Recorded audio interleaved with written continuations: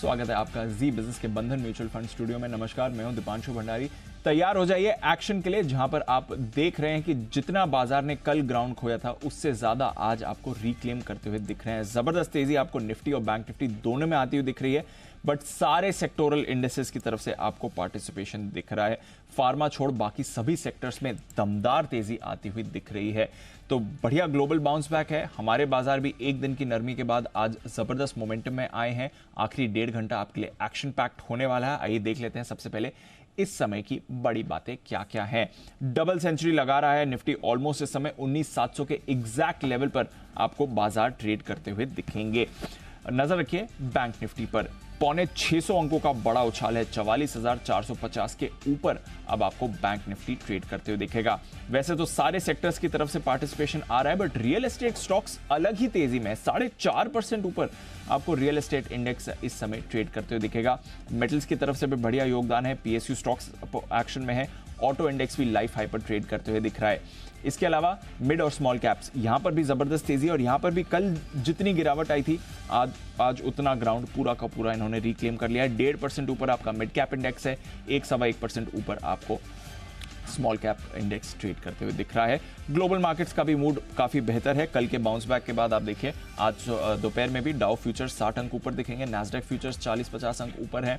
Europe के बाजारों में भी अच्छा कमबैक आ रहा है। एशिया के सारे बाजार जितने भी आज खुले थे आपको बढ़िया मोमेंटम में दिख रहे थे। सिर्फ एक चीन है जो थोड़ा कमजोर है, क्योंकि यहाँ पर एक हफ्ते के बाद ट्रेड हुआ है, आज उसका दूसरा ही दिन है, बट अदरवाइज बाकी एशिया से भी आपको मजबूत संकेत आ रहे हैं। तो ग्लोबल मार्केट्स अच्छे मूड में है। हमारे मार्केट्स तो दमदार एक्शन दिखा ही रहे हैं। तो फिर क्या कुछ होना है आखिरी 1.5 घंटे में, ये आपके लिए इंपॉर्टेंट रहेगा। इस समय सेक्टोरल पार्टिसिपेशन आपको अच्छा दिख रहा है। ऑटोज की तरफ से स्ट्रेंथ आ रही है। बैंक्स और फाइनेंशियल्स की तरफ से बढ़िया मूव आ रही है। कल टीसीएस के नंबर्स हैं, उससे पहले वहां पर एक्शन है। Real estate stocks of course leadership दिखा रहे हैं। पीएसयू स्टॉक्स से भी आपको अच्छा फॉर्म आते हुए दिख रहा है। तो अच्छी मूव है बाजार की। अब वही बात है कितनी सस्टेनेबल है और यहां से किधर जाएंगे। 19,700 तो हमने रिक्लेम कर लिया। रेंज के ऊपर एंड पर भी आप आ रहे हैं। अब ऊपरी सिरे से और ऊपर जाने की तैयारी है या फिर यहां पर आएगी मुनाफा वसूली, ये बड़ा सवाल बनता है, क्योंकि आज डेज लो से तो आपको बढ़िया रिकवरी आते हुए दिखी ही थी। अब वही बात है, ऊपरी स्तरों पर करनी है मुनाफा वसूली या फिर फ्रेश तेजी के लिए होना है तैयार, ये है बड़ा सवाल इस समय। और इस बड़े सवाल का जवाब भी देंगे आपको अनिल जी, जो हमारे साथ इस समय तैयार हैं। Good afternoon sir. Very good afternoon. Very good afternoon. Very good afternoon. Double हो गया वहां पर। तो हाँ। जितना ग्राउंड कल खोया था उससे ज्यादा आज रिक्लेम आपने कर लिया। बहुत ही बढ़िया। सारे इंडेक्स में ब्रॉड बेस्ड सेक्टोरल पार्टिसिपेशन है। लीडरशिप कुछ रेट सेंसिटिव सेक्टर्स भी दिखा रहे हैं। चल क्या रहा है बाजार में जरा? तो दो चीजें हैं दीप। एक तो ये कि बड़ी खुशी इस बात की कि जहां आज गैप से खुलने के बाद 50 पॉइंट ऊपर खुलने के बाद भी हमने कहा कि खरीदारी करें, कोई चिंता की बात है नहीं, ठीक है ना, और नीचे आए तो और ले लेना। तो बस वो स्ट्रेटेजी एकदम सही साबित हुई। बिल्कुल। कल भी हम 19,485 के लेवल पर कह रहे थे वहाँ खरीदिए। कल का लो 19,480 का है। कल 43,850 पे खरीदारी गिराई थी। कल का लो 43,800 का है। बिल्कुल। तो कल भी और आज भी दोनों दिन आपको खरीदारी का जो मौका दिया गया है एकदम परफेक्ट दिया गया है। परफेक्ट पहली चीज। दूसरी चीज यह है दीप कि ये मार्केट है ही इसीलिए बड़ा खतरनाक कि लगातार आप बार बार ये सोचे कि हम ट्रेडिंग रेंज के ऊपरी सिरों को कब पार करेंगे। नॉर्मल केस में पार करने की कोशिश करते हैं और नीचे आ जाते हैं। और अब इस वक्त देखिए इतनी चिंताओं के बीच में ट्रेडिंग रेंज के हायर एंड पर बाजार पहुंच गए। जब डर है तो भाग रहे हैं। करेक्ट। और जब मतलब कॉन्फिडेंस है तो गिर रहे हैं। लेकिन आज सुबह जो एक बात हम डिस्कस कर रहे थे वो बहुत इंपॉर्टेंट है। शुक्रवार और कल के ट्रेडिंग सेशन को मिलाकर जो हमने अमेरिका की बात की कि अमेरिका के बाजार खराब खबर पर अच्छा रिएक्शन दे रहे हैं। Yes sir. और वो संकेत हमारे बाजारों ने बिल्कुल बखूबी कल भी पढ़ा था, आज भी पढ़ा है। बिल्कुल। कल भी हम इसलिए भागे था। इसका मतलब ये कि बाजार का टेक्सचर बहुत मजबूती का है। अब इस मजबूती के टेक्सचर में एकमात्र लिटमस टेस्ट बाकी बचा है, एकमात्र 19,700 से 19,800। मैं आपको डिसअपॉइंट तो नहीं करना चाहता, लेकिन जिस जोन में आप पहुंच रहे हैं ये सबसे खतरनाक जोन है। पार करना है और बड़ी तेजी बनानी है तो बस यही है, और पार करके वापस घूमकर थोड़ा नीचे आना है तो भी जगह परफेक्ट है। तो मेरे लिए बचे हुए समय के लिए सबसे इंपॉर्टेंट क्या है दीप? सबसे इंपॉर्टेंट है 19,765, 19,765, यहाँ से 65 पॉइंट ऊपर। ये सबसे बड़ा लेवल है जहाँ पर जाकर बाजार को रुकना चाहिए। ठीक है, 700 से 800 की रेंज में इसकी मर्जी आए जहाँ रुक सकता है, ऐसा जरूरी नहीं कि वहीं जाके रुके, लेकिन ये कंजेशन जोन है। और मैं ये कहूँगा कि आज की तेजी को देखते हुए और ग्लोबल हालात को देखते हुए इस रेंज में आप एक बार प्रॉफिट बुक करें। अच्छा, 100% प्रॉफिट बुकिंग। अब भले 700 पे करें, 725, 765 पे करें, जहां आपको ठीक लगे वहां करिए। 800 के ऊपर बंद होगा, जो कि मुझे लगता नहीं। अगर होगा तो हम पूरा तरह से ये कह देंगे कि 19,333 का जो 4 तारीख को आपने लो बनाया था 4 अक्टूबर को, अब वो आसानी से टूटने वाला है नहीं। और अब आपको पहले 20,200 की तरफ बढ़ना है। ये आज 19,800 के ऊपर आजकल जब भी क्लोजिंग मिले, सो ये आपके लिए। अदरवाइज ट्रेडिंग रेंज से रिवर्स होने के लिए ये जगह है, और जिस तरह का ग्लोबल माहौल है उसमें अगर हम रिवर्स हो तो कोई बड़ी बात नहीं। इसलिए अगर सेफर साइड पे आप प्रॉफिट बुक करना चाहें, मैं इंडेक्स की बात कर रहा हूँ, स्टॉक स्पेसिफिक एक्शन अलग रह सकता है, वो अपनी जगह है। इंडेक्स के लिहाज से, क्योंकि अब देखिए रात को आपके लिए क्या है, रात को आपके लिए अभी भी अमेरिका या फिर आपके लिए इजराइल वगैरह की चिंताएं तो है ही है। दूसरा, कल आपका TCS है, परसों आपका HCL इन्फोसिस है। तो ये 2-3 नतीजे आपको काफ़ी कुछ डायरेक्शन देने की कोशिश करेंगे। ज़्यादातर उम्मीद है पॉजिटिव साइड पर, इसमें कोई डाउट नहीं है। सो आप अगर, और सबसे बड़ी चीज़ क्या है, अगर आप 19,765 पे बेचते भी हैं समझिए, और अगर 19,800 के ऊपर बंद हो रहे हैं तो 50 पॉइंट की रिस्क है ना। 50 पॉइंट के रिस्क में आपने कोई दिक्कत नहीं, एक ट्रेड ले लिया, अगर नीचे आ गया 100, 150, 200 पॉइंट मिल गए, वापस 19,500 मिल जाए तो क्या कहना। सो आई थिंक अब इस लेवल पर थोड़ा सा रिस्क रिवॉर्ड रेशियो खरीदारी के फेवर में नहीं है। इनफैक्ट अगर आपने कल और आज सुबह हमारी राय पे लिया है तो 19,700, 19,765 की रेंज में धीमे धीमे जब जहां मौका दिखे वहां प्रॉफिट बुक करना है। जरूरी नहीं कि आप अभी का अभी सब बेच दें, आराम से बेचें, देखते रहें, नज़र पर रखें, ये आपके लिए राय है।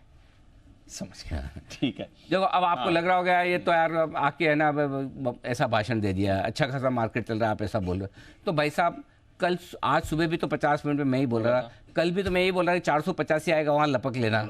तो फिर जहाँ उस समय भी तो बोला, जहाँ कॉन्फिडेंस देने की ज़रूरत है वहाँ मैं कॉन्फिडेंस देता हूँ, जहाँ पर मुझे लगता है कि प्रॉफिट बुक करने की ज़रूरत है वहाँ मैं प्रॉफिट बुक करने के लिए भी बोलता हूँ। तो दोनों तरफ हमारा काम है, नहीं तो फिर आप में हमारे में दोनों में भावनाओं में सेम हो जाएगा। आपको ग्रीड एंड फियर से चलना है, मुझे नहीं चलना। मुझे फर्क नहीं पड़ता, हाँ मुझे ग्रीड एंड फियर से नहीं, मुझे लेवल से चलना है। तो मेरे लिए लेवल अब जो आ रहे हैं, ये तो निफ्टी की बात हुई, सेम बैंक निफ्टी दीप 44,400-500 की रेंज में है।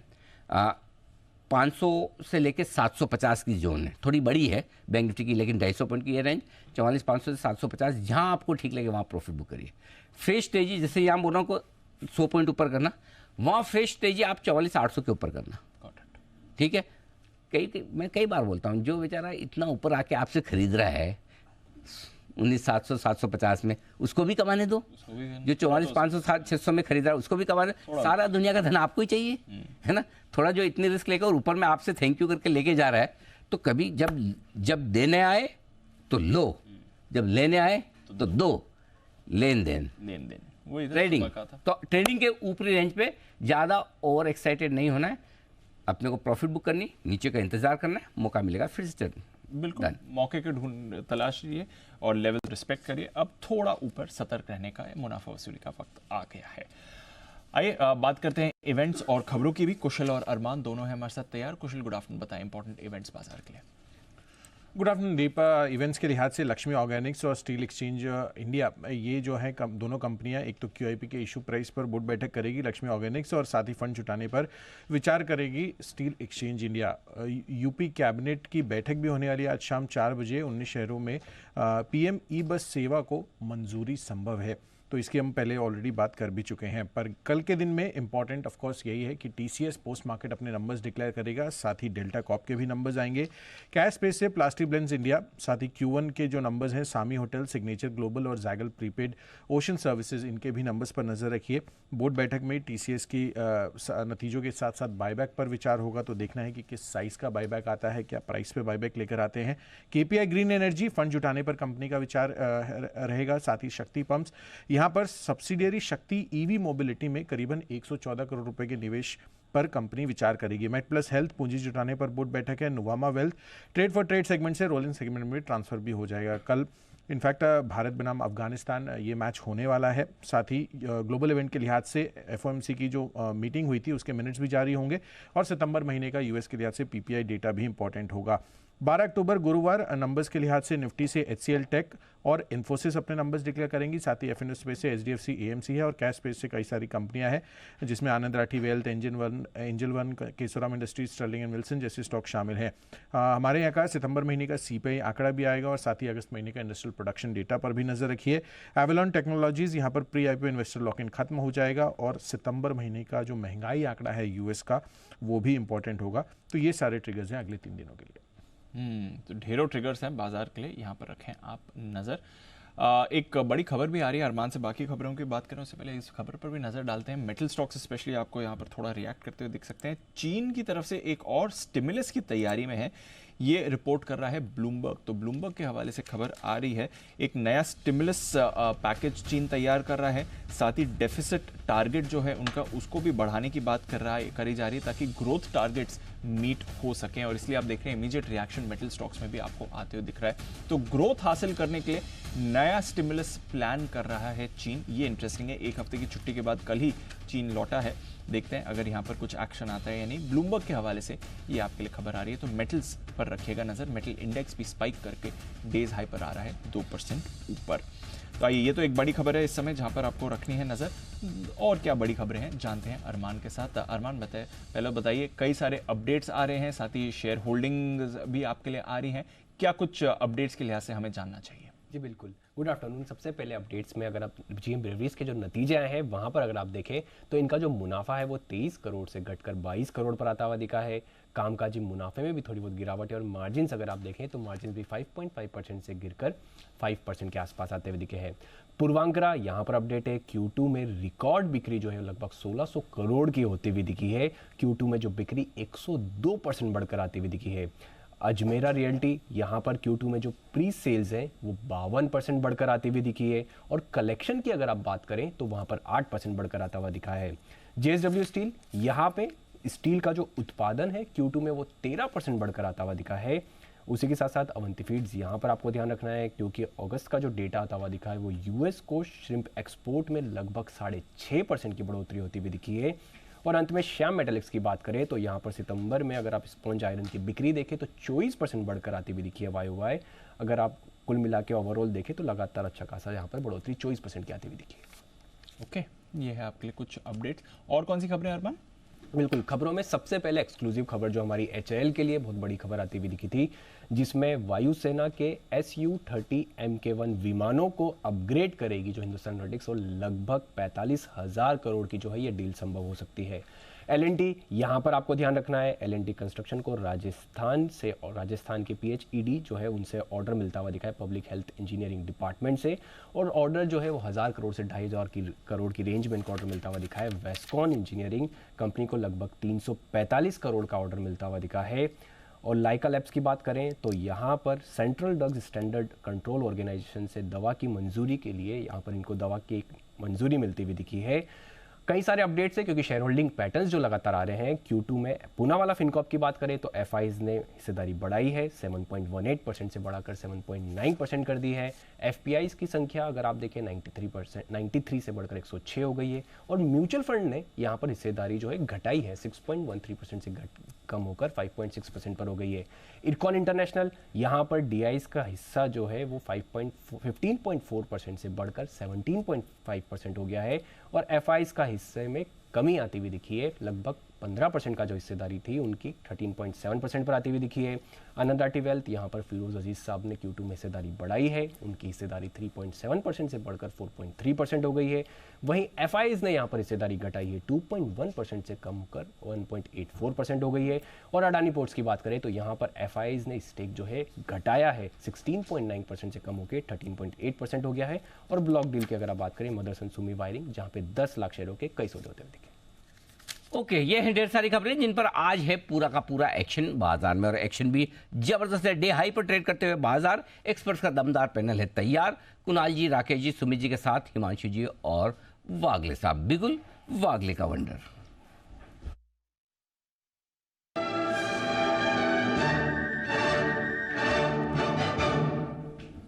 बताएं वागले साहब। Anil ji good afternoon, Deepanshu good afternoon. Anil ji, Chambal fertiliser में मुझे मोमेंटम दिखता है 284.50 285 का करंट भाव है। 281 का आपका 3-3.5 का रिस्क वाला स्टॉप लॉस होना चाहिए। 295 तक की अपसाइड में देख रहा हूँ आज और कल का टाइम फ्रेम, तो 3-3.5 की रिस्क, 9 से 10 रुपए का रिवॉर्ड, ये ट्रेड सेटअप बनता है। परफेक्ट। तो ये है आपके लिए वागले साहब की तरफ से राय आती हुई चंबल फर्टिलाइजर। आइए नितिन जी के लिए एक बिगुल निफ्टी के निशानेबाज नितिन मुरार का।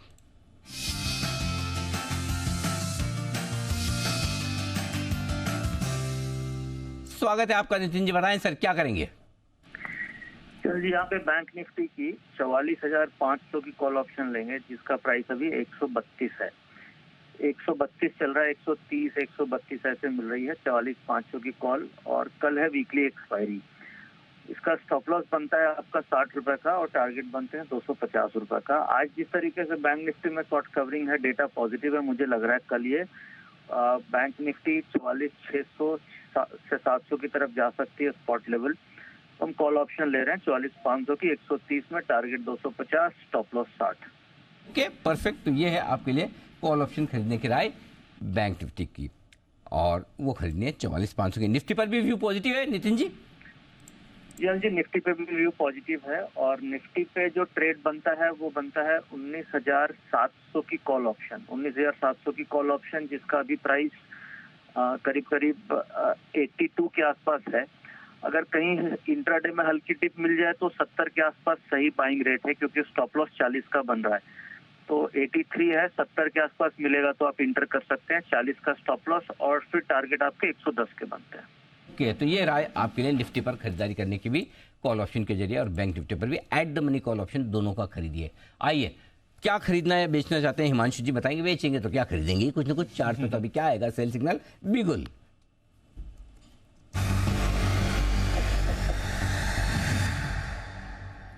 जी हिमांशु जी बताएं सर।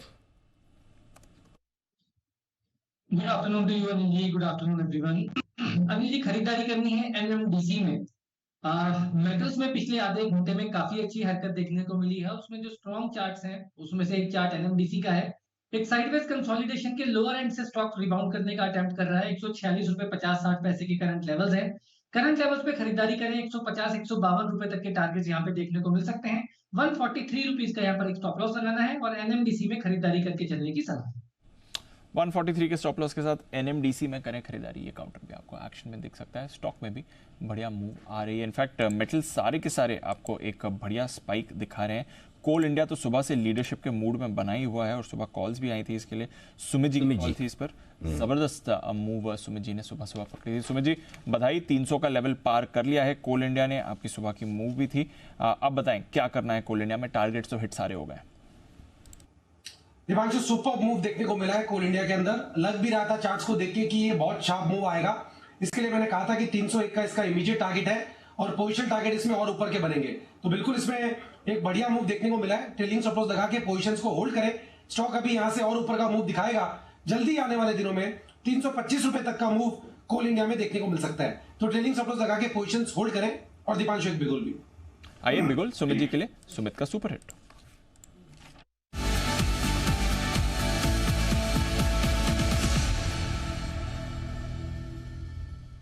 बताएं सर। दिवांशु, बाय का स्टॉक रडार पे है। स्टॉक का अभी भाव चल रहा है 288 रुपए, 288 रुपए 25 पैसे। 288.25 का अभी भाव चल रहा है। स्टॉक का नाम है आरईसी लिमिटेड। आरईसी के अंदर मोमेंटम तेजी का बन रहा है। स्टॉक तेजी के ट्रेंड के अंदर में है। बीच में लास्ट 2-3 दिनों में ऊपरी लेवल से दबाव देखने को मिला था। अभी वापस से ऊपर का मूव रिज्यूम कर रहा है। कल का, परसों का, तरसों का 3 दिन का हाई आज ब्रेक कर रहा है। आरईसी मेरे को लग रहा है कि यहां से एक बढ़िया मूव ऊपर की तरफ दिखाने को तैयार है। जिन्होंने ले रखा है वो लोग होल्ड करें। स्टॉक के अंदर यहां से ऊपर में 295 रुपए से लेके 300 रुपए तक के लेवल जल्दी शॉर्ट टर्म में देखने को मिलेंगे। पोजिशन तौर पे इसमें और ऊपर के लेवल देखने को मिलेंगे। स्टॉक का जो नीचे में सपोर्ट है 280 282 के पास है। तो 282 के नीचे का स्टॉप लॉस लगा के आरईसी में खरीदारी करके चलने का सलाह रहेगा। ऊपर में पहला टारगेट 295 का, दूसरा टारगेट 300 रुपए तक का। ये इमीडिएट शॉर्ट टर्म के टारगेट है। पोजिशन टारगेट और ऊपर के देखने को मिलेंगे। खरीदारी करें आरईसी। खरीदारी करिए REC में, ये भी आपको काउंटर मूव दिखा रहा है और डेज हाई पर ट्रेड कर रहा है। एक और ट्रेडर फेवरेट काउंटर है और हमारे कई सारे एक्सपर्ट्स के रेडार पर भी रहा है। अच्छी मूव यहाँ पर भी आपको आती हुई दिख रही है। आइए हिंडाल्को, यहाँ पर भी मूव आ रही है। जो चीन के स्टिमुलस की बात हो रही है, एक बार कुणाल जी से हिंडाल्को के चार्ट पर भी राय ली जाए। कुणाल जी, गुड आफ्टरनून सर। ये चीन के स्टिमुलस की खबर जब से आई, सारे मेटल्स में स्पाइक आए, हिंडाल्को भी पिछले 15 मिनट में बढ़िया स्पाइक दिखा रहा है सर, जरा राय दें इस चार्ट पर।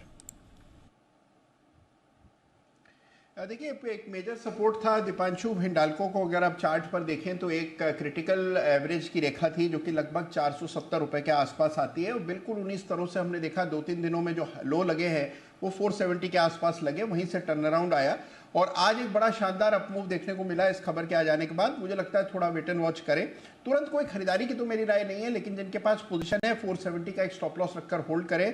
मुझे लगता है स्टॉक 500 की ओर बढ़ रहा है, 500 की तरफ जा रहा है हिंडाल्को, नजर रखिए इस पर।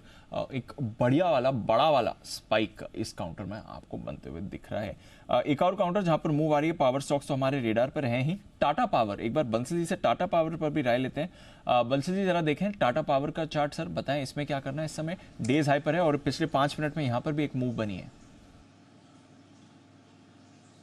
ठीक है दीपांशु, यहाँ पर मूव बनी है। कल स्टॉक के अंदर एक गैप डाउन ओपनिंग देखने को मिली थी, कल के लोस को इसने क्रैक नहीं करा है और कल की ओपनिंग को वापस टेस्ट करने के लिए जा रहा है। शॉर्ट कवरिंग का एक अच्छा कैंडिडेट लगता है। 251 251 का स्टॉप लॉस लगा के खरीदारी की राय है। टारगेट बैठते हैं 259 261, इन टारगेट्स के लिए टाटा पावर में बाइंग की जा सकती है। टाटा पावर में रखें नजर, यहाँ पर भी बाइंग करके आप चल सकते हैं। डेज हाई पर आ रहा है निफ्टी, अब 19,700 के ऊपर कन्विंसिंगली आपको होल्ड करते हुए दिख रहा है। भारती एयरटेल, वागे साहब इस पर एक राय लेना चाहूंगा। सुबह आपने स्टॉक को आइडेंटिफाई भी किया था और कॉल भी बढ़िया दी थी, मोमेंटम में भी है। भारती एयरटेल क्या करना है सर इस स्टॉक में इस समय? दीपांशु, आई थिंक मैंने 943-44 में बात की थी, 51-52 तक जाके अभी थोड़ा सा कंसोलिडेट कर रहा है। जैसे ही ये 950 का लेवल निकालेगा, मुझे लगता है 965-970 तक ये जाना चाहिए। 1 से 2 दिनों का टाइम फ्रेम है, बने रहे। आपका स्टॉप लॉस अभी 940 का होना चाहिए। अगर आपने सुबह में लिया है तो रिस्क बहुत कम होगा। अभी भी आप लेते हो, थोड़ा सा हल्का सा नीचे आता है, ऐड करते हो तो 1% के अंदर का रिस्क बनेगा। 939 का स्टॉप लॉस होगा तो मेरा 965 to 970 का 1 से 2 दिनों का टारगेट बनता है। 950 के ऊपर ये स्टॉक में मोमेंटम आएगा। 950 के लेवल पे बस आ ही रहा है भारतीय एयरटेल इस समय और इसके ऊपर बागले साहब को अच्छा मोमेंटम भी दिखता है, तो नजर रखें भारतीय एयरटेल अच्छी मूव के लिए हो रहा है तैयार। आइए सुमित जी के पास चलते हैं, उन्होंने एक स्टॉक किया है आइडेंटिफाई, सुमित का सुपर हिट।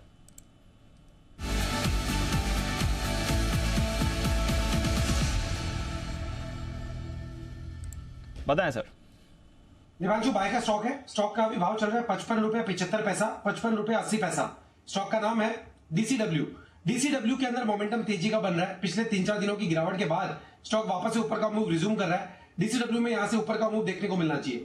छोटा सा स्टॉप लॉस 53 का लगा है, 53। ऊपर में जो टारगेट देखने को मिल सकते हैं 60 रुपए का पहला टारगेट, 60 रुपए का लेवल भी ब्रेक होना चाहिए और 64 रुपए तक के लेवल आने वाले दिनों में DCW में देखने को मिलने चाहिए। तो छोटा सा स्टॉप लॉस 53 का लगा के खरीदारी करें। 60 और 64 ये लेवल जल्दी ही आने वाले दिनों में DCW में देखने को मिलेंगे।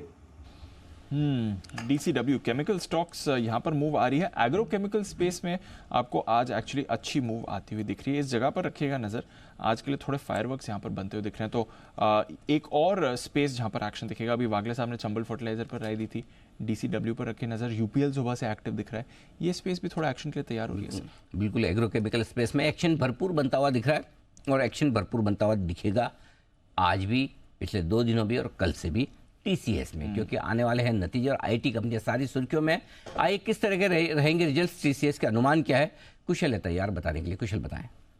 बिल्कुल सर। सो नंबर्स के लिहाज से क्वार्टर ऑन क्वार्टर बेसिस पर अगर आप देखें तो TCS का डॉलर रेवेन्यू करीबन 1% बढ़ता हुआ नजर आएगा, क्योंकि सभी वर्टिकल्स में सामान्य टाइप की ही ग्रोथ एक्सपेक्टेड है। बट सबसे इंपॉर्टेंट बात यहाँ की मार्जिन्स पर है, क्योंकि मार्जिन्स आप देखिए 23.2% थी और इस बार ही हम एक्सपेक्ट कर रहे हैं करीब 90 बेसिस पॉइंट्स इनकी मार्जिन्स बढ़कर 24.1% पर आती हुई दिख सकती है। क्यों? क्योंकि पिछली तिमाही में पहले तो एक वेज हाइक्स थे, तो वो अब नहीं है और साथ ही जो ऑपरेटिंग एफिशिएंसी है वो भी कंपनी की इंप्रूव होती हुई दिखी है।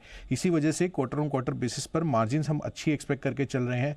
कामकाजी मुनाफे के लिहाज से एबिट लेवल्स 14,500 करोड़ रुपए पर आ सकता है, 13,755 करोड़ रुपए से बढ़कर करीबन 5.5% की ग्रोथ, और मुनाफे के लिहाज से भी ऑलमोस्ट 300 करोड़ की बढ़त हम एक्सपेक्ट कर रहे हैं। 11,350 करोड़ पर 2.5% की ग्रोथ एक्सपेक्टेड है। अब यही देखना है कि यहाँ पर डील रैंप अप कितने फास्ट ये करते हैं, और साथ ही यूएस और यूरोप जहां से थोड़ा धीमापन अभी भी जो डिमांड स्ट्रक्चर है वो आता हुआ नजर आ रहा है, उसको लेकर आगे चलकर कंपनी की क्या कमेंट्री रहती है, ये काफ़ी अहम रहेगा। और ये आने वाली तमाम जितनी भी आईटी कंपनी के नंबर्स हैं उस पर भी जो कमेंट्री है ओवरऑल वो उसकी टोन सेट करता हुआ नजर आएगा। तो पूरे आईटी सेक्टर के अर्निंग्स की टोन सेट करने वाला है टीसीएस, और इंटरेस्टिंग रह सकता है टीसीएस का एक्शन।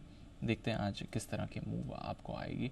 स्टॉक फिलहाल एकदम सुस्त है, ट्रेड में कुछ ज़्यादा एक्शन नहीं दिखा रहा है, ना गिर रहा है ना ऊपर जा रहा है। आई थिंक नतीजों के साथ साथ थोड़ा बायबैक के अनाउंसमेंट का भी इंतजार है टीसीएस के लिए, और इसलिए आप ज़्यादा एक्शन इस समय इसमें देख नहीं रहे। एक बार कुणाल जी से चार्ट चेक ज़रूर ले लेते हैं। कुणाल जी बताएं सर, टीसीएस का चार्ट इस समय 3630 का लेवल।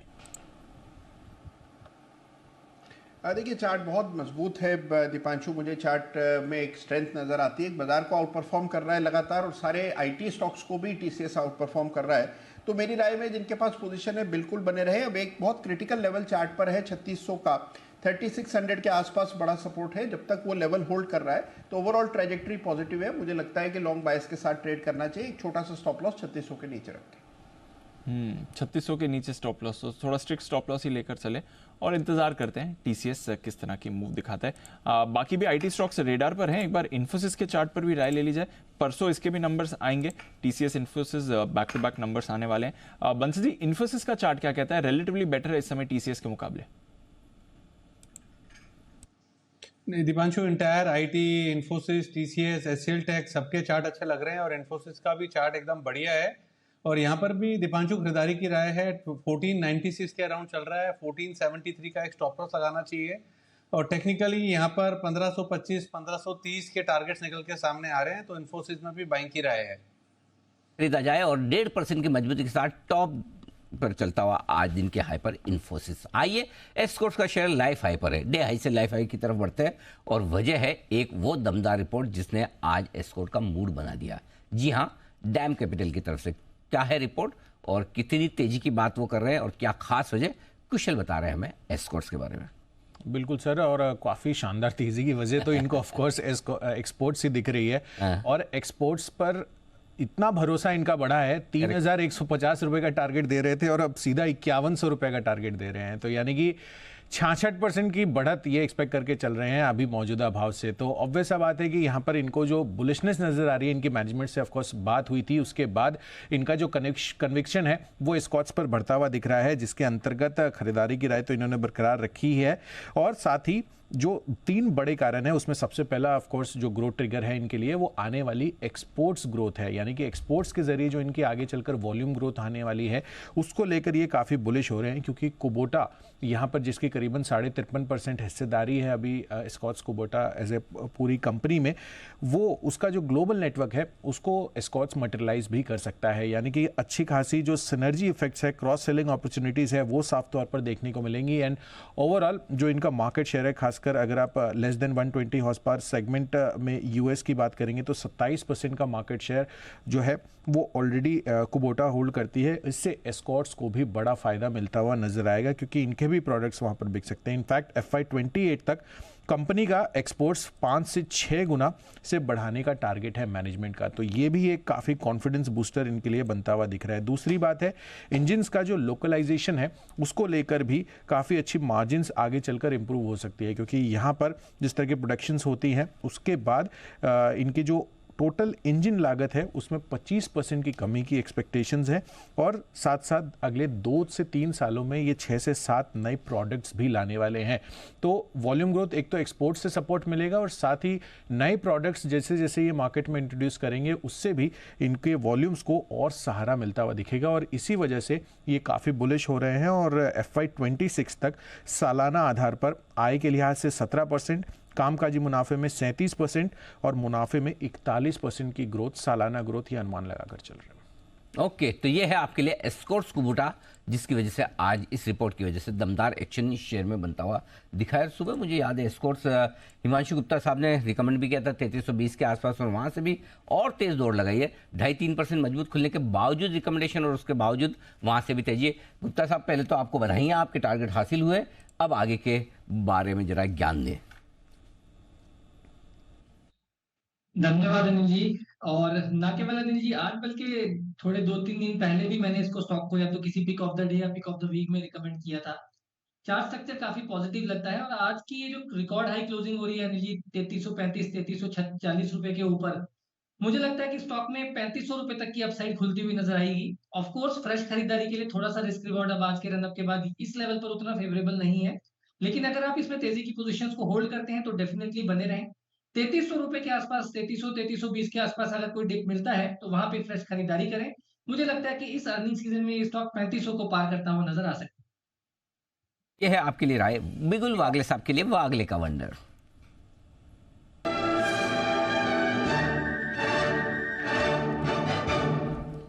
बताएं वागले साहब।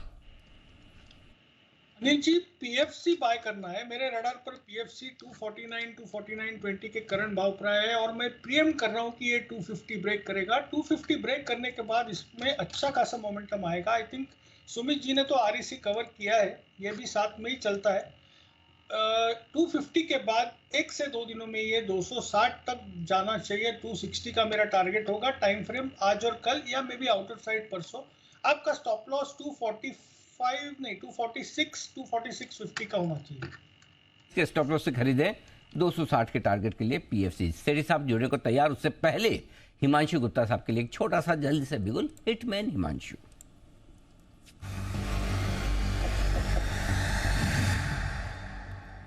ओ माय मिस्टेक, बिगुल तो सेम ही रहेगा। छोटा सा एक कॉल हिमांशु जी की तरफ से। जी हिमांशु जी बताएं। अनिल जी, मेटल स्पेस में ही मोमेंटम है। जिंदल स्टील एंड पावर का डेरिवेटिव डेटा बहुत पॉजिटिव बना हुआ है। 700 की स्ट्राइक की कॉल में हैवी अनवाइंडिंग देखने को मिल रही है। यहाँ पर खरीदारी करके चलेंगे, और मुझे लगता है ये ट्रेड बीटीएसटी के तौर पर भी कैरी किया जा सकता है। करंट लेवल्स पे जेएसपीएल में खरीदारी करने की सलाह है। 688 रुपए का स्टॉप लॉस मेंटेन करना है। अपसाइड में पहला टारगेट 712 रुपए, दूसरा टारगेट 725 रुपए। इन दो टारगेट्स के लिए जिंदल स्टील एंड पावर में खरीदारी करके चलने की सलाह है। जेएसपीएल यहां पर खरीदारी करने की राय आपके लिए आती हुई हिमांशु जी की तरफ से। बिगुल सेठी साहब के लिए सदावार सेठी साहब की शॉर्ट टर्म पिक्स।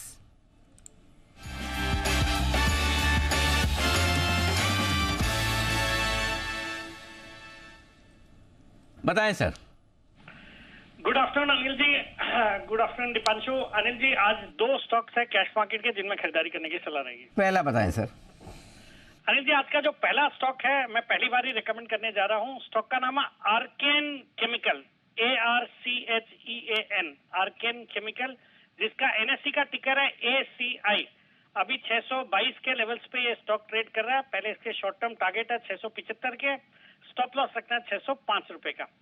ये एक भारत की लीडिंग स्पेशलिटी मरीन केमिकल बनाने वाली कंपनी है। ये भारत की लार्जेस्ट प्रोड्यूसर और एक्सपोर्टर है ब्रोमाइन की और इंडस्ट्रियल सॉल्ट। ब्रोमाइन और इंडस्ट्रियल सॉल्ट बनाती है।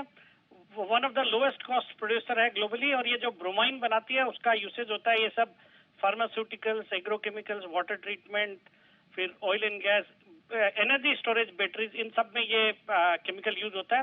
कंपनी ने एक कैपेसिटी एक्सपेंशन भी इनका अंडरवे है। एक ब्रोमाइन डेरिवेटिव प्लांट कंपनी लगाने जा रही है जो कि इस फाइनेंशियल ईयर के लास्ट क्वार्टर, मतलब by January to March quarter में वो कमेंस हो जाएगा। तो उससे कैपेसिटी बढ़ेगी, उसका फायदा होगा।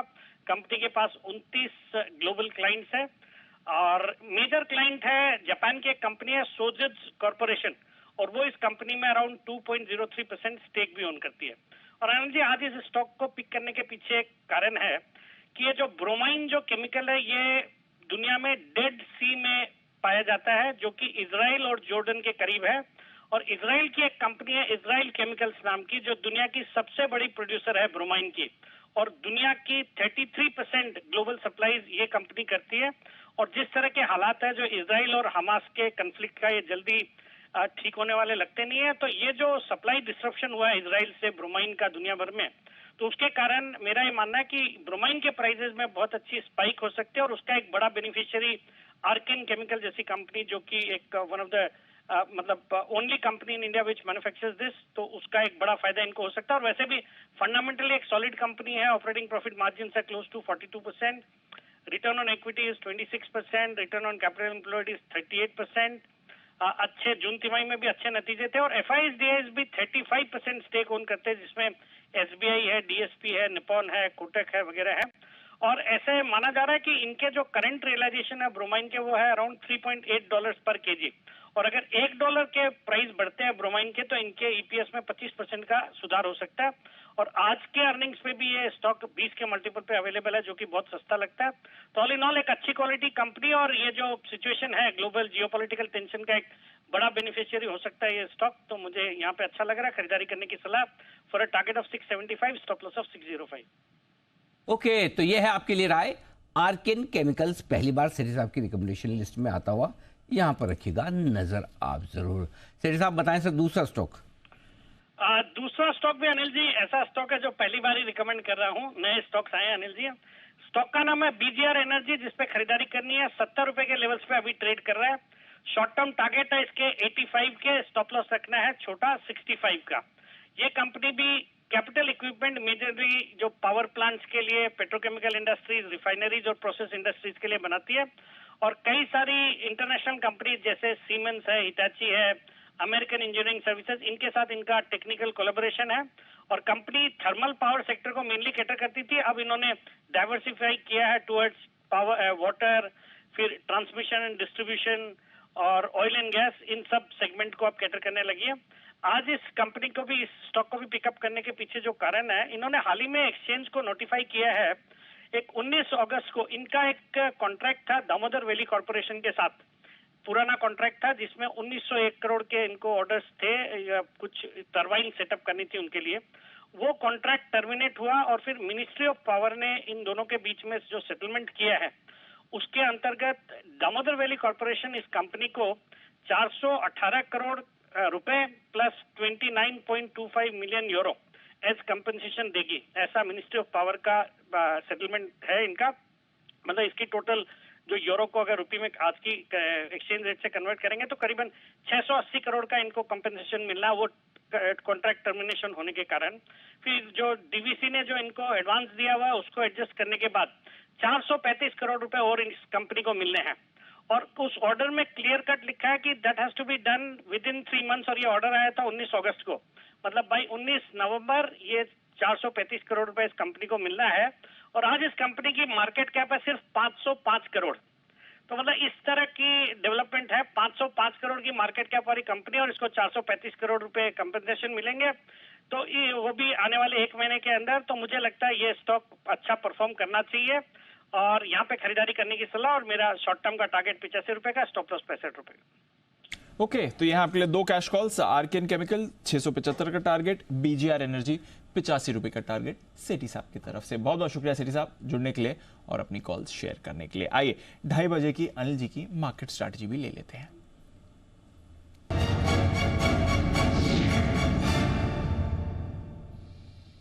बढ़िया मूड है सर। हमारे बाजार तो डेज हाई पर हैं और अमेरिकी फ्यूचर्स भी कल के अच्छे एक्शन के बाद आज आपको दिख रहे हैं। डाउ फ्यूचर्स 60-70 अंक ऊपर हैं, नैस्डैक फ्यूचर्स 30 अंक ऊपर हैं, S&P फ्यूचर्स में आपको अच्छी मूव दिख रही है। यूरोप के बाजार पॉजिटिव हैं, कच्चे तेल में कुछ एक्शन नहीं हो रहा है, रुपया आपका स्टेबल है, एशिया मजबूत था। तो ग्लोबल मार्केट्स तो अच्छे संकेत इस समय दे रहे हैं sir. Not pending of course Israel Hamas का जो भी डेवलपमेंट आता है। बताएं।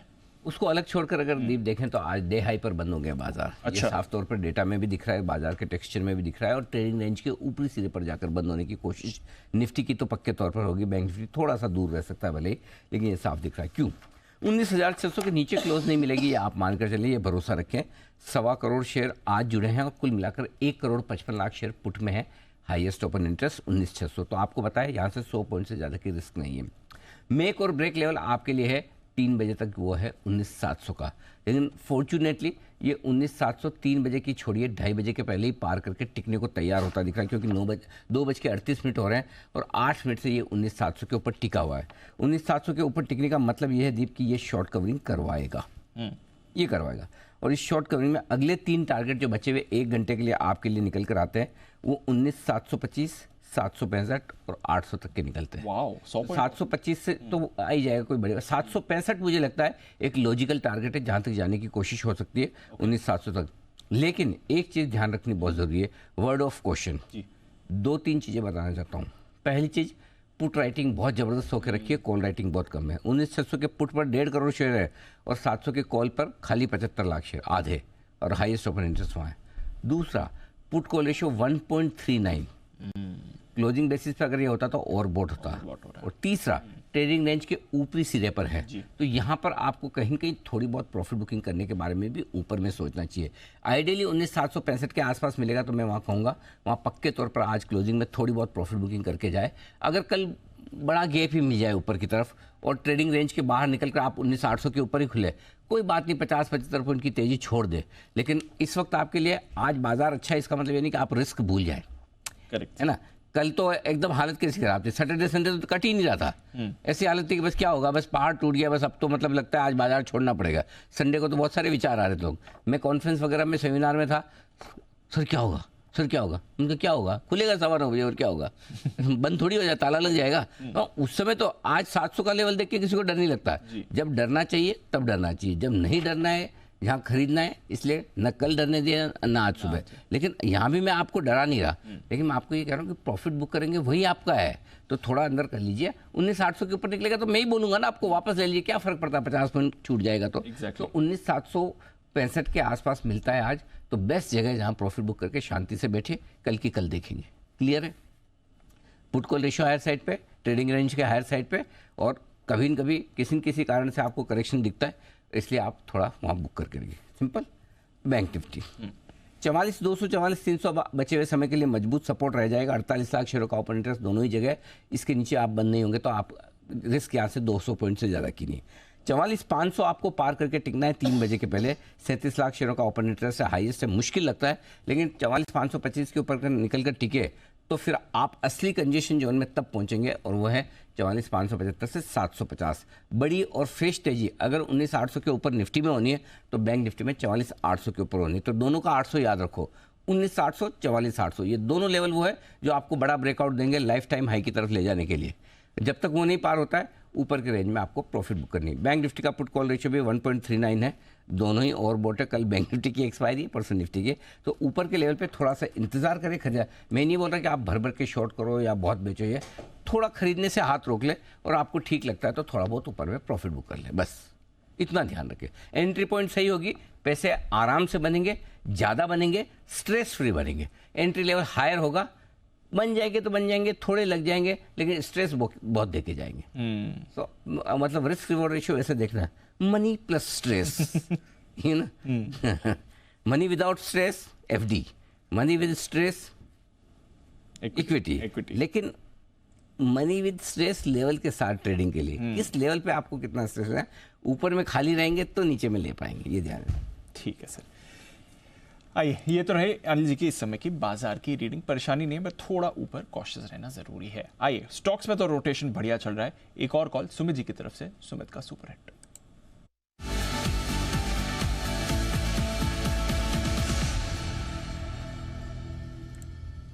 बताएं सुमित जी। दीपांशु, बाय का स्टॉक रडार पे है। स्टॉक का भाव चल रहा है 129.20, 129.30, 129 रुपया 20 पैसा, 129 रुपया 30 पैसे का अभी भाव है। स्टॉक का नाम है भेल, BHEL। भेल के अंदर तेजी का मोमेंटम देखने को मिल रहा है। कल का हाई ब्रेक कर चुका है, परसों का हाई जस्ट अभी ब्रेक करने को तैयार है। भेल मेरे को लग रहा है कि यहां से एक बढ़िया मूव ऊपर की तरफ का दिखाने को तैयार है। जिन्होंने ले रखा है वो लोग होल्ड करें, यहाँ पे CMP पे फ्रेश खरीदारी करें। जैसे ही परसों का हाई निकलेगा तो भेल के अंदर मोमेंटम बढ़िया बनेगा, और आने वाले दिनों में यहां से एक ऊपर का मूव देखने को मिलेगा, जिसमें ऊपर में जो पहला टारगेट बनेगा 132 रुपए 50 पैसे का, दूसरा टारगेट 135 रुपए का। स्टॉक का जो नीचे में चार्ट्स के ऊपर सपोर्ट दिखाई दे रहा है 125, 126 का दिखाई दे रहा है, तो 126 रुपए इसके अंदर नीचे में सपोर्ट बनेगा। 126 के स्टॉप लॉस से भेल में खरीदारी करके चलने का सलाह रहेगा।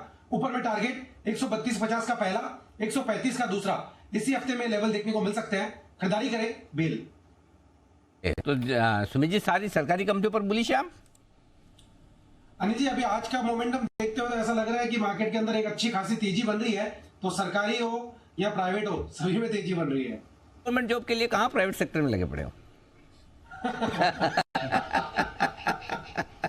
है कि नहीं? सरकारी कंपनियों में तेजी है। हाँ बिल्कुल, तो भयंकर तेजी होती दिख रही सारे गवर्नमेंट स्टॉक्स में। पीएसयू स्टॉक्स बहुत तेजी से भाग रहे हैं, तो बिल्कुल इसमें कोई डाउट ही नहीं। दो और खास मेहमान जुड़ चुके हैं हमारे साथ, चोपड़ा साहब और सुदीप शाह साहब। पहले बिल्कुल सुदीप जी के लिए BTS डबल टी वाला।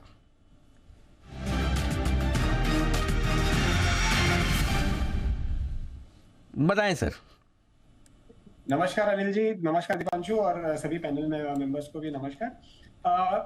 मुझे लग रहा है कि एक स्टॉक जो अभी ब्रेकआउट देके बाहर निकल रहा है वो है HDFC AMC।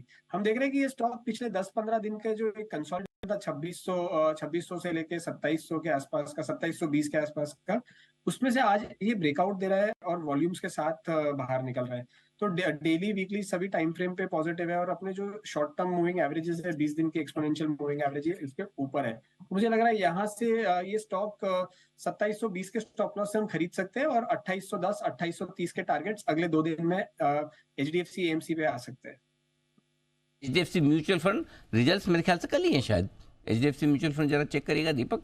दीप रिजल्ट्स आने की तैयारी में है। 2700 परसों है सर, परसों है ना, 12 तारीख को। मैं वही सोच रहा था कि जल्दी ही आ जाते हैं, इनके रिजल्ट्स में ज़्यादा समय लगाते नहीं है।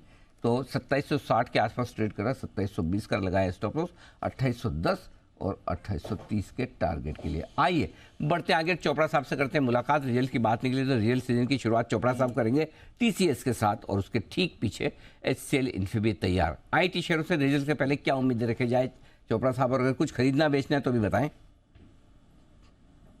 नमस्कार अनिल जी। नमस्कार। मुझे लगता है कि जो ये वाला सीजन रहेगा रिजल्ट्स का, मैं को बहुत ज़्यादा अपसाइड एक्सपेक्ट नहीं कर रहा IT कंपनीज में, क्योंकि अभी भी जो ग्लोबल हालात हैं वो वैसे ही हैं, कुछ बहुत ज़्यादा सुधार देखने को मिला नहीं है। और थोड़ा सा जॉब्स डेटा बेटर आया था US का, मैं ज़रूर मानता हूँ, बट अभी मुझे लगता है 1-2 तिमाही लगेंगे। तो यदि आप मुझसे मेरा चॉइस पूछे तो मुझे टॉप रंग कंपनीज में इन्फी सबसे अच्छा लगता है, इन्फोसिस, और TCS की जहाँ तक आप बात करते हैं, TCS में एक बायबैक तो है ही, तो जो लोग बायबैक में अप्लाई करना चाहते हैं तो वो कर सकते हैं। TCS लंबी अवधि के लिए कोई भी समस्या नहीं है इस कंपनी में, लंबी अवधि के लिए ले सकते हैं। मगर जो शॉर्ट टर्म प्लेयर्स हैं जो थोड़े बहुत मुनाफे के लिए पार्टिसिपेट करते हैं, तो अभी फिलहाल TCS से बेटर मुझे इन्फोसिस नज़र आ रहा है। तो Infosys anyway is better placed. Okay, तो इन्फोसिस थोड़ा बेटर प्लेस्ड है, यहाँ पर रखिए नज़र। आज थोड़ा स्टॉक भी आउट परफॉर्म कर ही रहा है, और देखते हैं नतीजे कैसे आते हैं। TCS के आएंगे कल, HCL टेक और इन्फोसिस के आएंगे परसों।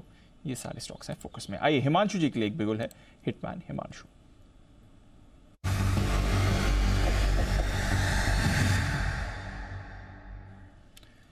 हिमांशु जी बताएं सर।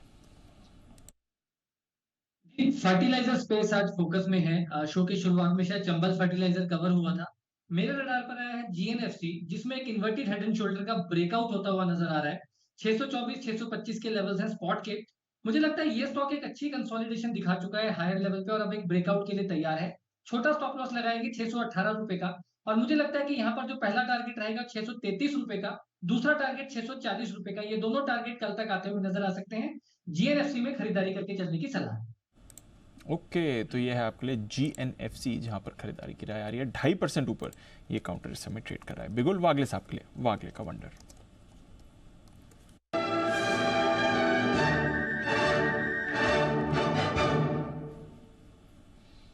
बताएं वागले साहब।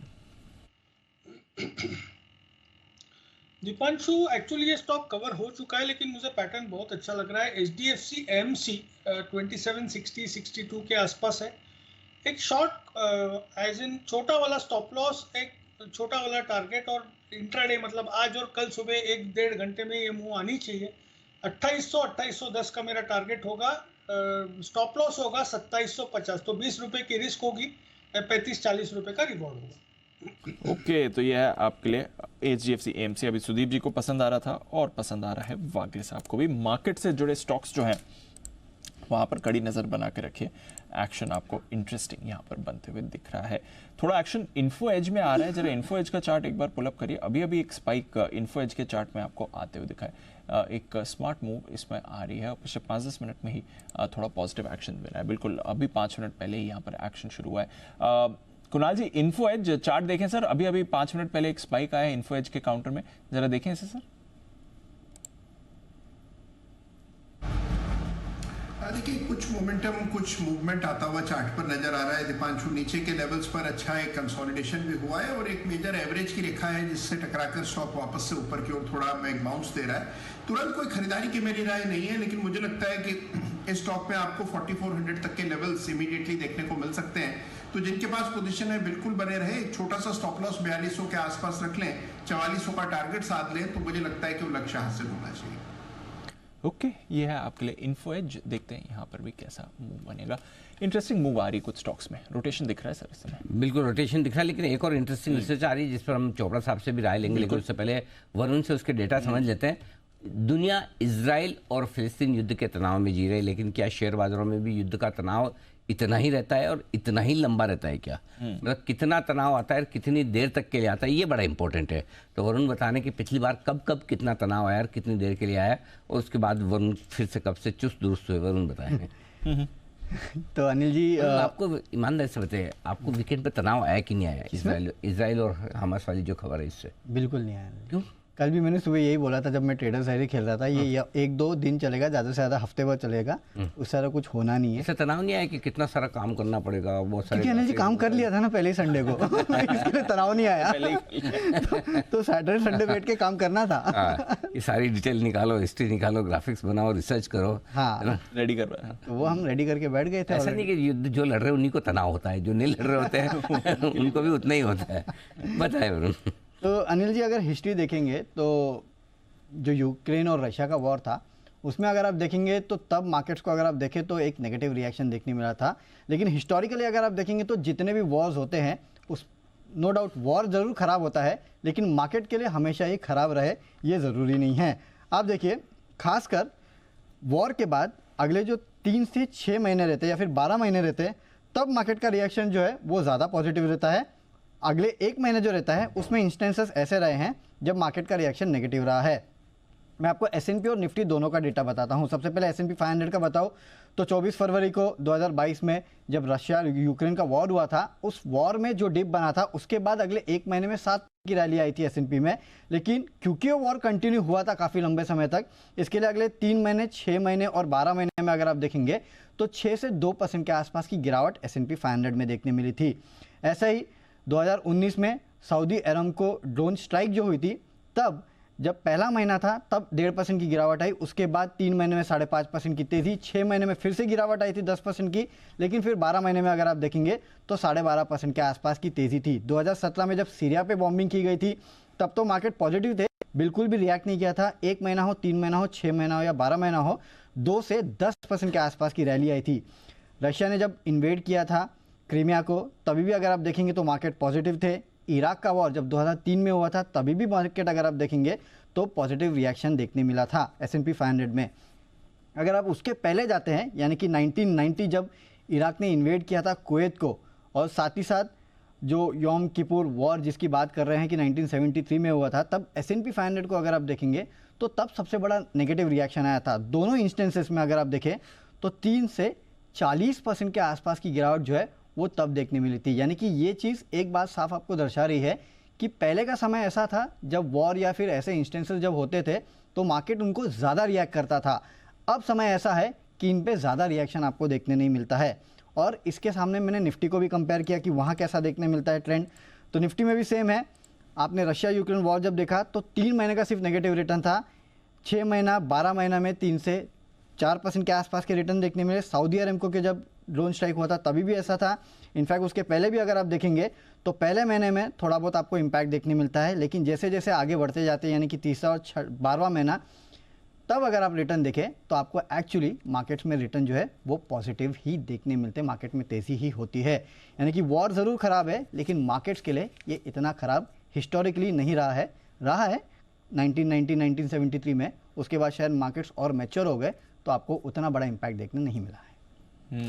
तो ये आपको हिस्ट्री जता रही है कि वॉर आते हैं या जियोपॉलिटिकल कॉन्फ्लिक्ट्स होते रहते हैं, इनिशियल पैनिक होता है, ये क्लियरली इनिशियल पैनिक तो होता है, बहुत सारे इंस्टेंस में हुआ है, लेकिन दीप कभी कभी ये भी हुआ है कि वो इनिशियल पैनिक दिन 2 दिन का रहा है, उसके बाद फिर से टर्न अराउंड होता है। यहाँ पर तो हमने देखा हमारे बाजारों में 1 दिन का पैनिक रहा, अमेरिकी बाजारों में तो अब तक वो आई ही नहीं है सिचुएशन। कल तो हमने देखा डेज हाई पर अमेरिकी बाजार बंद हुए होते हुए दिखे। तो अनिल जी, जो कल सुबह भी आप स्ट्रैटेजी में यही बात कह रहे थे कि एक बार बाजार को रिएक्ट करने दीजिए, एक बार के लिए आएगा रिएक्शन, बट उसके बाद सस्टेन नहीं करना चाहिए, और आज तो बिल्कुल वैसे ही होता है। बिल्कुल, तो वही हाल है।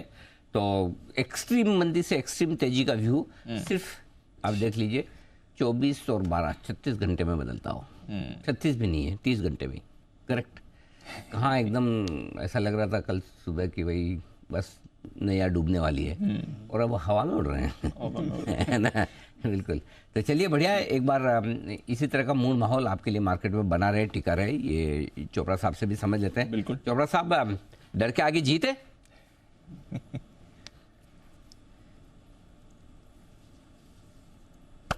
चोपड़ा साहब अनम्यूट करें सर प्लीज। हाँ बिल्कुल, आप एक्सट्रीमली सॉरी जी सर। आपने बोला कि कॉशियस रहने का टाइम है। 3-4 चीजें मैं बोलना चाहता हूँ कि इस बार जो वॉर है वो थोड़ा सा और प्रिकैरियस सिचुएशन में हुआ है।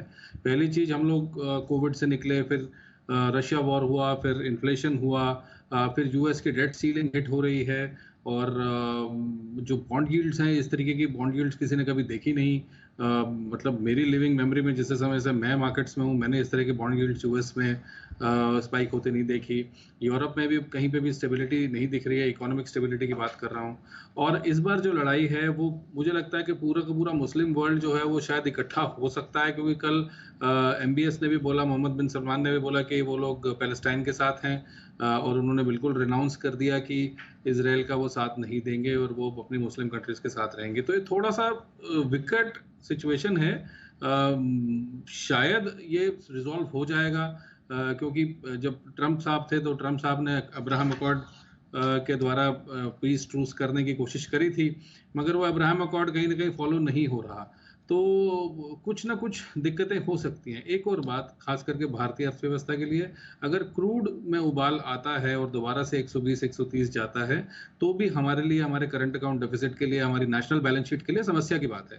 तो नो डाउट अगर ये लड़ाई बिगड़ती है, अभी तो आज जैसे पैलेस्टाइन ने कहा है कि हम आके बात करना चाहते हैं इजराइल से, क्योंकि इजराइल का जो जवाब था वो बहुत खतरनाक था, तो वो लोग बात करना चाहते हैं, हमास बात करना चाहता है। मगर अगर कोई चीज़ बिगड़ गई और ये वॉर एस्केलेट हो गई तो दिक्कतें हो सकती हैं। अगर यहीं पे ख़त्म होता है तो मुझे लगता है जो आपकी बात है, डर के आगे जीत है, हम लोग अपनी नॉर्मल चाल चलते रहेंगे, करेक्शंस भी होते रहेंगे और मार्केट में तेज़ी भी बनी रहेगी।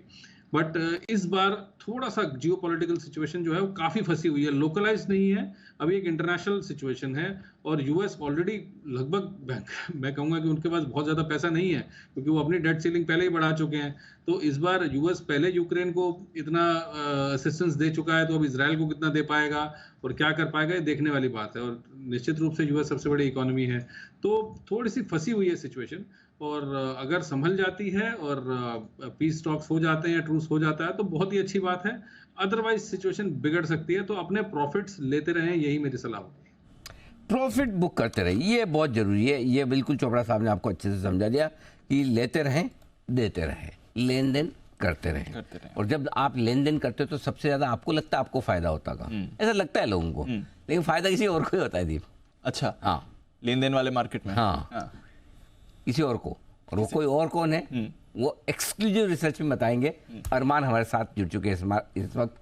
अरमान बताइए क्या है बड़ी और एक्सक्लूसिव रिसर्च बिल्कुल के बाद।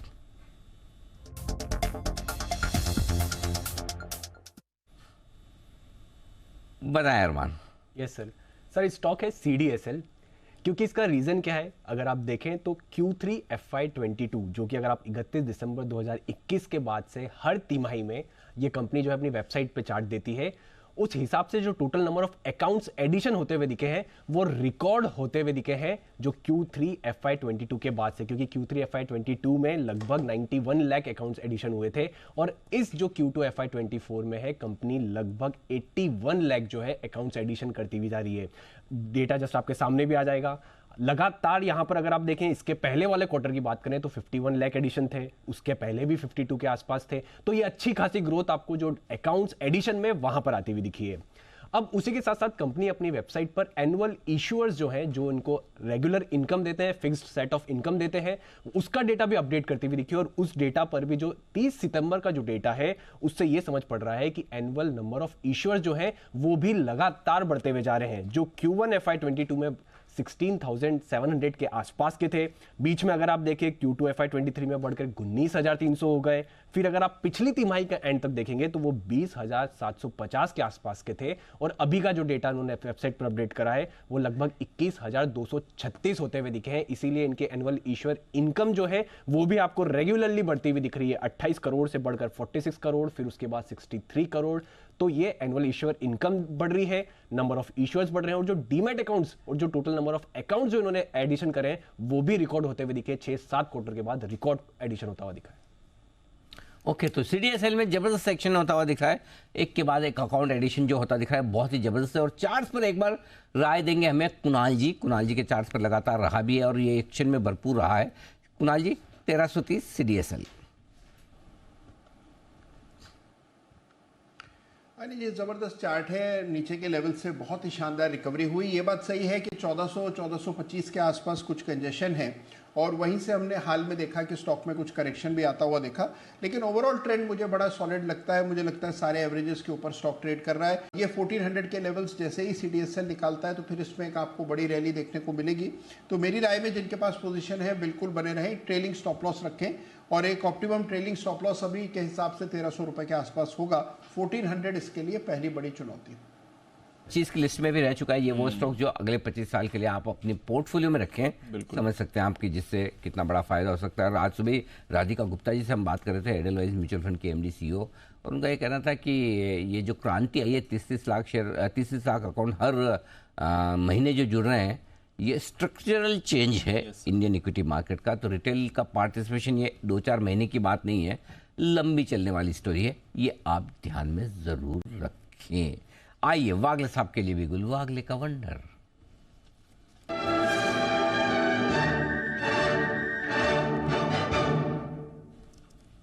बताएं सर। जी, BHEL में बाय करना है, BTST करके जाना है। 130-150-60 का करंट भाव है, 130 के नीचे का स्टॉप लॉस होगा और 136 का टारगेट होगा। इसमें 4 रुपए एक बड़ी मूव मानी जाएगी BTST के तौर पे। मुझे लगता है कल आपको पहले हाफ में 135-136 मिलना चाहिए।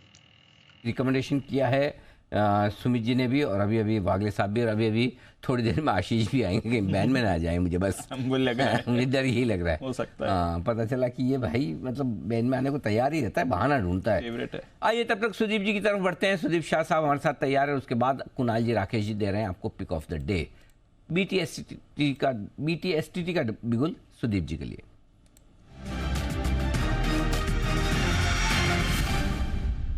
सुदीप जी बताएं सर।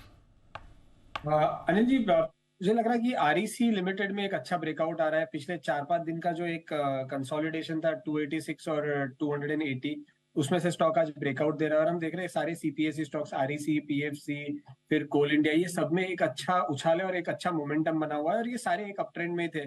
और आज मार्केट में जैसे ही रिवर्सल आया, पहली तक में ये स्टॉक वापस से अपनी ओरिजिनल ट्रेजेक्टरी में चलने की कोशिश करे। तो मुझे लग रहा है एक अच्छा ब्रेकआउट है यहाँ पे। और 286 के स्टॉप लॉस से 295, 298 के टारगेट्स कल तक मुझे लग रहा है REC में आ सकते हैं। तो ये है आपके लिए REC में खरीदारी करने की राय। ये भी थोड़ी देर पहले सुमित जी ने दी थी, बेल भी सुमित जी वो अभी क्या फीलिंग्स है आपकी? आपके रिकमेंड किए हुए स्टॉक्स बार बार लगातार आ रहे हैं, how are you feeling now? नहीं मुझे अच्छा लगता है और ऐसा रिकमेंडेशन आते भी रहने चाहिए। हाँ, और रेगुलर आए तो और भी अच्छा लगता है। अच्छा, मतलब सबको एक एक बार तो कम से कम आपका स्टॉक रिकमेंड कर ही देना चाहिए, यही कहना चाहते हैं हम? अनिल जी देखिए, चार्ट्स में भी ब्रेकआउट आ रहा है, मोमेंटम भी बना हुआ है, तो वो रडार पे आ ही जाता है अनिल जी। हाँ। और घूम फिर के कोई ना कोई रिकमेंड कर ही देगा उसको, क्योंकि जब ब्रेकआउट आता है तो किसी ना किसी के रडार पे आता ही है।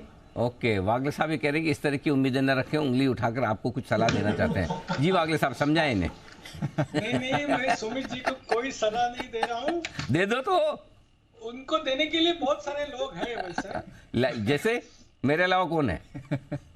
अरे राकेश जी है, कुणाल जी है, बहुत सारे लोग हैं। Very nice. चलिए, तो राकेश जी कुणाल जी की राय, जी राकेश जी कुणाल जी की राय ली जाए बिगुल के बाद पिक ऑफ द डे।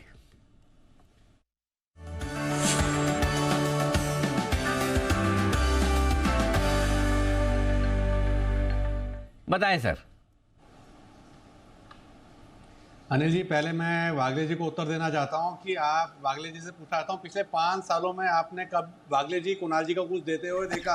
हमेशा मांग ही रहे होते हैं, कभी गिफ्ट मांग रहे होते हैं, इवन अनिल जी को भी नहीं छोड़ते, पार्टी मांग रहे होते हैं, कब उनको कुछ देते हुए देखा? मैं तो हमेशा मांगते हुए ही देखा है। जी वागले साहब बताएं। नहीं, आप देते हुए आप हो ना, तो आप और वो तो साथ में ही है राकेश जी, ऐसे क्या? हाँ, लेन देन लेने में कुणाल जी है, देने में आप है, लेन देन जोड़िए तभी तो। जी कुणाल जी। अनिल जी देखिए, राकेश जी मुझसे काम लेते हैं, अनिल जी मुझे बदले में तनाव देते हैं, अनिल जी वो सब चलता रहता है, लेन देन तो चल ही रहा है, तो मैं बिल्कुल स्वीकार करता हूँ कि मैं ही लेता हूँ राकेश जी से। बहुत ही बढ़िया है। जी बंसल जी, अब बताएं आप pick of the day. Anil ji chart corner pick. Anil ji HCL tech बेहतरीन टेक्निकल स्ट्रक्चर है, और जिस तरीके का नतीजों से पहले टेक्निकल स्ट्रक्चर है, यहाँ पर 1300 मिनिमम लेवल है। ये स्टॉक 1340 1350 के भाव 3-4 दिन में दिखाने का दमखम रखता है, तो एक ओवरवेट खरीदारी की राय है ऑन HCL टेक। बट एक चीज सबको ध्यान रखनी चाहिए, अगर रिजल्ट पे कुछ मिसफायरिंग हुई तो दिक्कत होगी, तो रिस्क को पहले कैलकुलेट करें, उसके बाद HCL टेक में बाइंग करें। ओवर टू कुणाल जी। देखिए अनिल जी, अगर आप इसके 4-5 दिन का इंट्राडे डेटा देखें तो आपको एक पैटर्न बनता हुआ चार्ट पर नजर आएगा, जिसको हम लोग राउंडिंग बॉटम पैटर्न कहते हैं, और उसके बाद ब्रेकआउट आता हुआ एक दिन पहले के ट्रेड में हमने देखा। आज हम देख रहे हैं कि दोबारा से इसमें ट्रेंड रिजम्पशन देखने को मिल रहा है। तो जिस तरह का टेक्निकल स्ट्रक्चर है, हमें लगता है कि स्टॉक वापस 1300 की ओर बढ़ रहा है, तो इन स्तरों पर बाय करके चलने की राय है। यहाँ पर एक स्टॉप लॉस रखें, 1235 रुपए पर 1235 पर स्टॉप लॉस रखकर खरीदारी की राय है HCL टेक में। पहला टारगेट होगा 1285 रुपए का, इवेंचुअल टारगेट 1300 रुपीज का। तो HCL टेक पर हमारी खरीदारी की राय है। HCL टेक पर खरीदारी करने की राय, लेकिन स्पेशल पिक भी आ रही है आपके लिए, और थोड़ी देर में आपको चोपड़ा साहब बढ़िया वाली पिक भी अपनी तरफ से देने वाले हैं। पहले उससे पहले आप लेवल्स नोट कर लें। HCL टेक के 1235 के स्टॉप लॉस के साथ करें खरीदारी, बिल्कुल चोपड़ा साहब के लिए स्पेशल पिक का।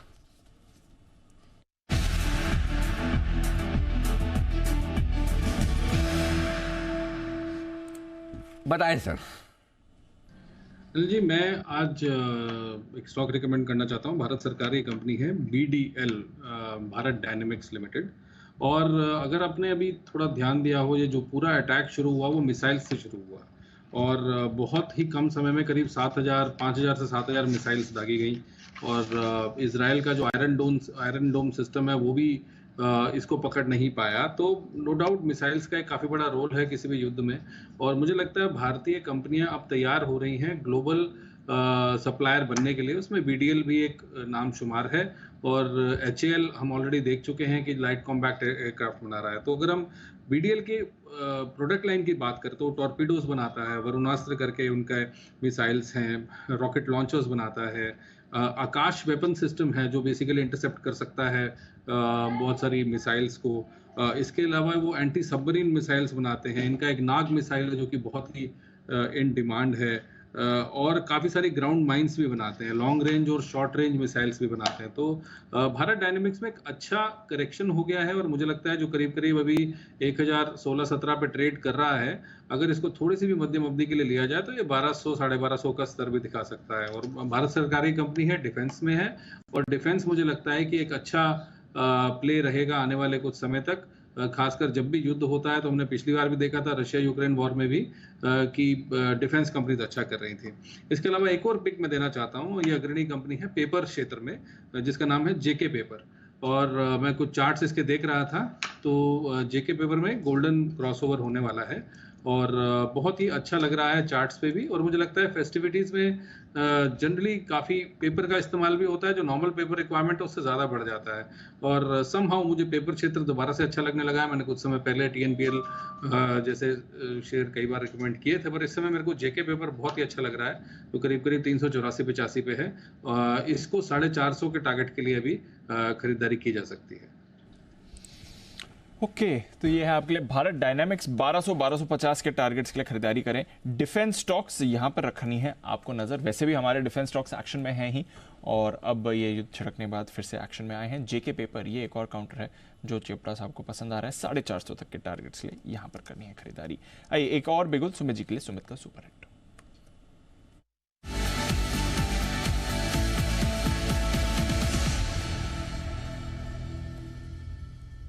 बताएं सुमित जी। दिपांशु, बाय का स्टॉक रडार पे है। स्टॉक अभी भाव चल रहा है 154 रुपए 50 पैसे, 154 रुपए 80 पैसे, 154.50, 154.80 का अभी भाव है। स्टॉक का नाम है हिंद कॉपर। हिंद कॉपर के अंदर मोमेंटम तेजी का बन रहा है। पिछले 4 से 5 दिनों के गिरावट के बाद आज स्टॉक ने यूटर्न लिया है। कल का हाई ब्रेक कर दिया है, परसों का हाई जस्ट अभी ब्रेक करने को तैयार है।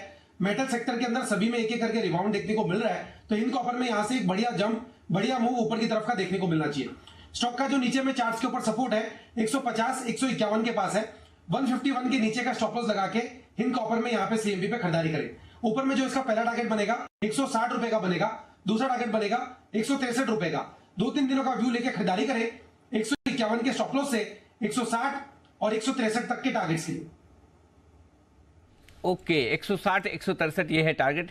हिंदुस्तान कॉपर में करनी है आपको खरीदारी, और हर रोज इसी वक्त आते हैं बैन से बेनिफिट लेकर आशीष चतुर्वेदी। लेकिन आज आए कुछ अलग वजह से, मतलब टॉपिक तो बैन ही है, लेकिन बैन इसलिए नहीं कि बैन से बेनिफिट। आज एक ऐसे शेयर की बात करने आए जो बार बार लगातार बैन में जाता है। क्यों जाता है, कैसे जाता है, कितना जाता है, ये बता रहे हैं आशीष। आपका, हमारा, सबका फेवरेट स्टॉक बैन में हमेशा रहने वाला आशीष, बताइए। सर, एक ही स्टॉक ऐसा है बाजार में एफएनओ स्पेस में जिसके अंदर दम है कि सीरीज के पहले दिन ही आपको बैन में दिख जाए और आखिरी दिन भी ना निकले। हाँ, ना निकले, बिल्कुल। हाँ बिल्कुल, धक्के मार मार के नई सीरीज में डालना पड़ता है कि भाई अब हो गया, आज आखिरी दिन है, आज तो निकलना ही पड़ेगा।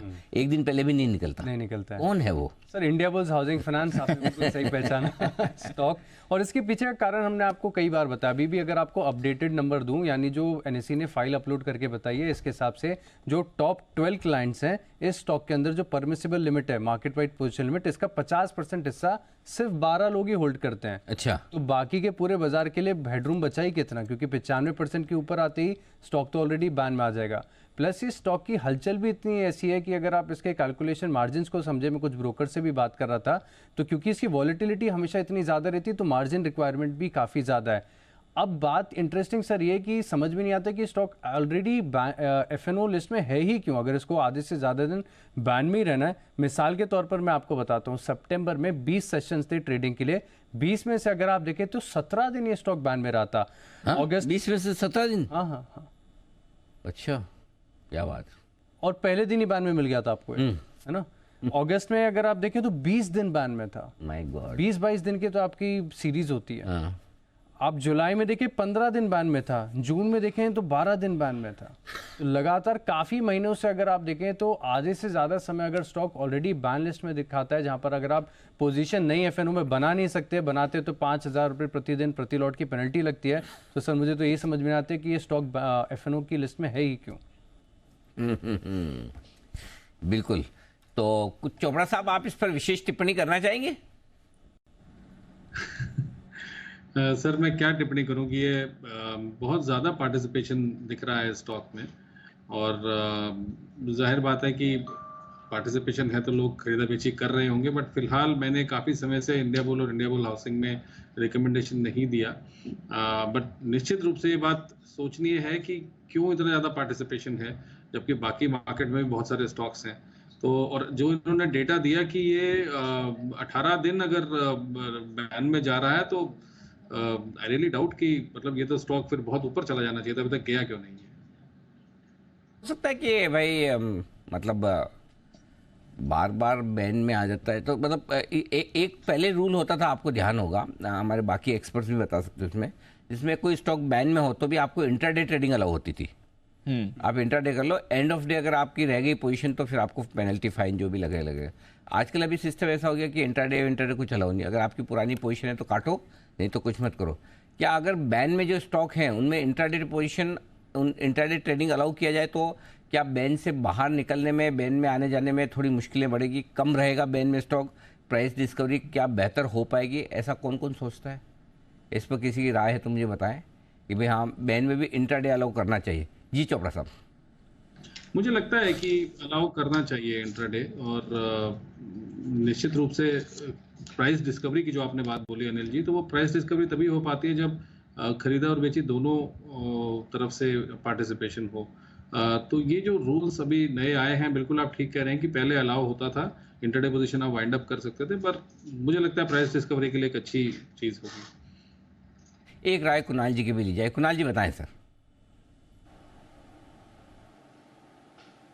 अनिल जी देखिए, मेरा मानना ये है अनिल जी, ये जो अगर इंट्राडे में बैन के स्टॉक्स में ट्रेडिंग अलाउ कर दें तो अनिल जी उसमें क्या होता है, लोग ट्रैप हो जाते हैं, वो अपनी पोजीशन वक्त से एग्जिट नहीं कर पाते हैं, बाद में उनको पता ही नहीं लगता है कि स्टॉक बैन में भी था और उसमें फिर बड़ी पेनल्टी भुगतनी पड़ जाती है। तो मुझे तो ऐसा लगता है अनिल जी, अगर जो स्टॉक लगातार इतनी बार बैन में आ रहा है, इसका मतलब उसमें ओपन इंटरेस्ट बहुत कम रहता है, बार बार स्टॉक बैन में जाता है, तो ऐसे स्टॉक्स को अनिल जी फ्यूचर ऑप्शंस के सेगमेंट से हटाया जाना चाहिए। ये जो लिस्ट है अनिल जी, इसको ज़्यादा फ्रीक्वेंटली रिव्यू करना चाहिए, ऐसा मेरा मानना है। मतलब फ्यूचर से हटा दो। अगर कुणाल जी आपके इसी फॉर्मूले से चलते हैं तो कितने अपने जो पैनल पे बैठे हैं इतने एक्सपर्ट, जो स्कूल से बच्चे बाहर हो जाते हैं कि ये बच्चा बदमाश है, इसको बाहर निकाल दो स्कूल से, तो पढ़ ही नहीं पाते कितने बच्चे देख लो, जो मुस्कुरा रहे सब ऐसे ही थे। अनिल जी जो जी अनिल जी, अब जो स्कूल ही रहा है अनिल जी, उसका क्या अनिल जी किया जाए अनिल जी? मिनिमम अटेंडेंस तो अनिल जी कंपलसरी होनी चाहिए अनिल जी। जी हिमांशु जी बोलिए। अनिल जी स्कूल तो है, लेकिन क्लास के बाहर रोज हाथ खड़ा करके बाहर है, उसका आना बराबर ही है। हाँ, ये outstanding student, always standing, always outstanding. जी बंसल जी। अनिल जी मेरा भी यही राय है जो कुणाल जी की है कि भैया जो स्टॉक अनिल जी ज्यादा समय बैन में रहता है उसको धक्का देके बाहर निकाल देना चाहिए एफएनओ से। हाँ। अपने आप अनिल जी ठीक हो जाएगा स्टॉक। और ऐसे स्टॉक में अनिल जी रिटेलर कमाता भी नहीं है, जो अधिकतर समय बैन में रहता है, ऐसे स्टॉक को एफएनओ में रखना ही नहीं चाहिए अनिल जी। जो कुणाल जी ने बोला ना मिनिमम अटेंडेंस, अनिल जी आधे से ज्यादा समय बैन में रहता है, ऐसे स्टॉक जो ज्यादातर समय बैन में रहते हैं उनको एफएनओ में रखना ही नहीं चाहिए, बाहर निकाल देना चाहिए। ठीक बात है, परफेक्ट। तो बैन से या तो एफएनओ से बाहर निकाल दें, या फिर चोपड़ा साहब की जो राय है उस पर आप इन्हें इंट्राडे ट्रेड अलाउ करें। बस कुल मिला के प्राइस डिस्कवरी सही होनी चाहिए, ये आपके लिए राय है। आइए बैन से बेनिफिट, आशीष तैयार है।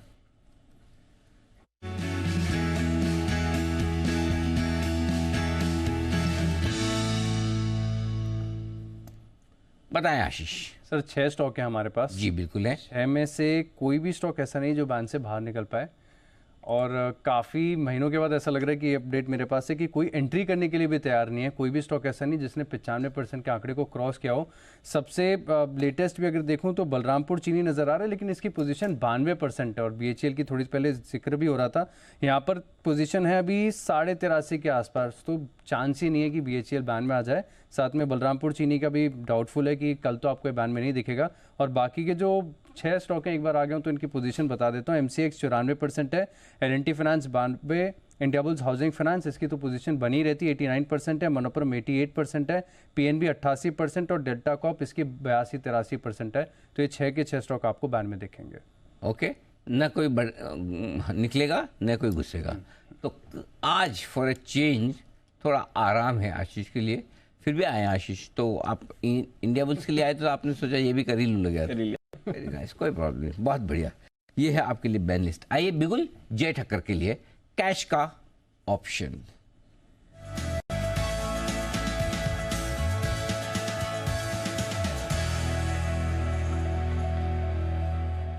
बताएं जय, कौन सा ऑप्शन ट्रेड करेंगे?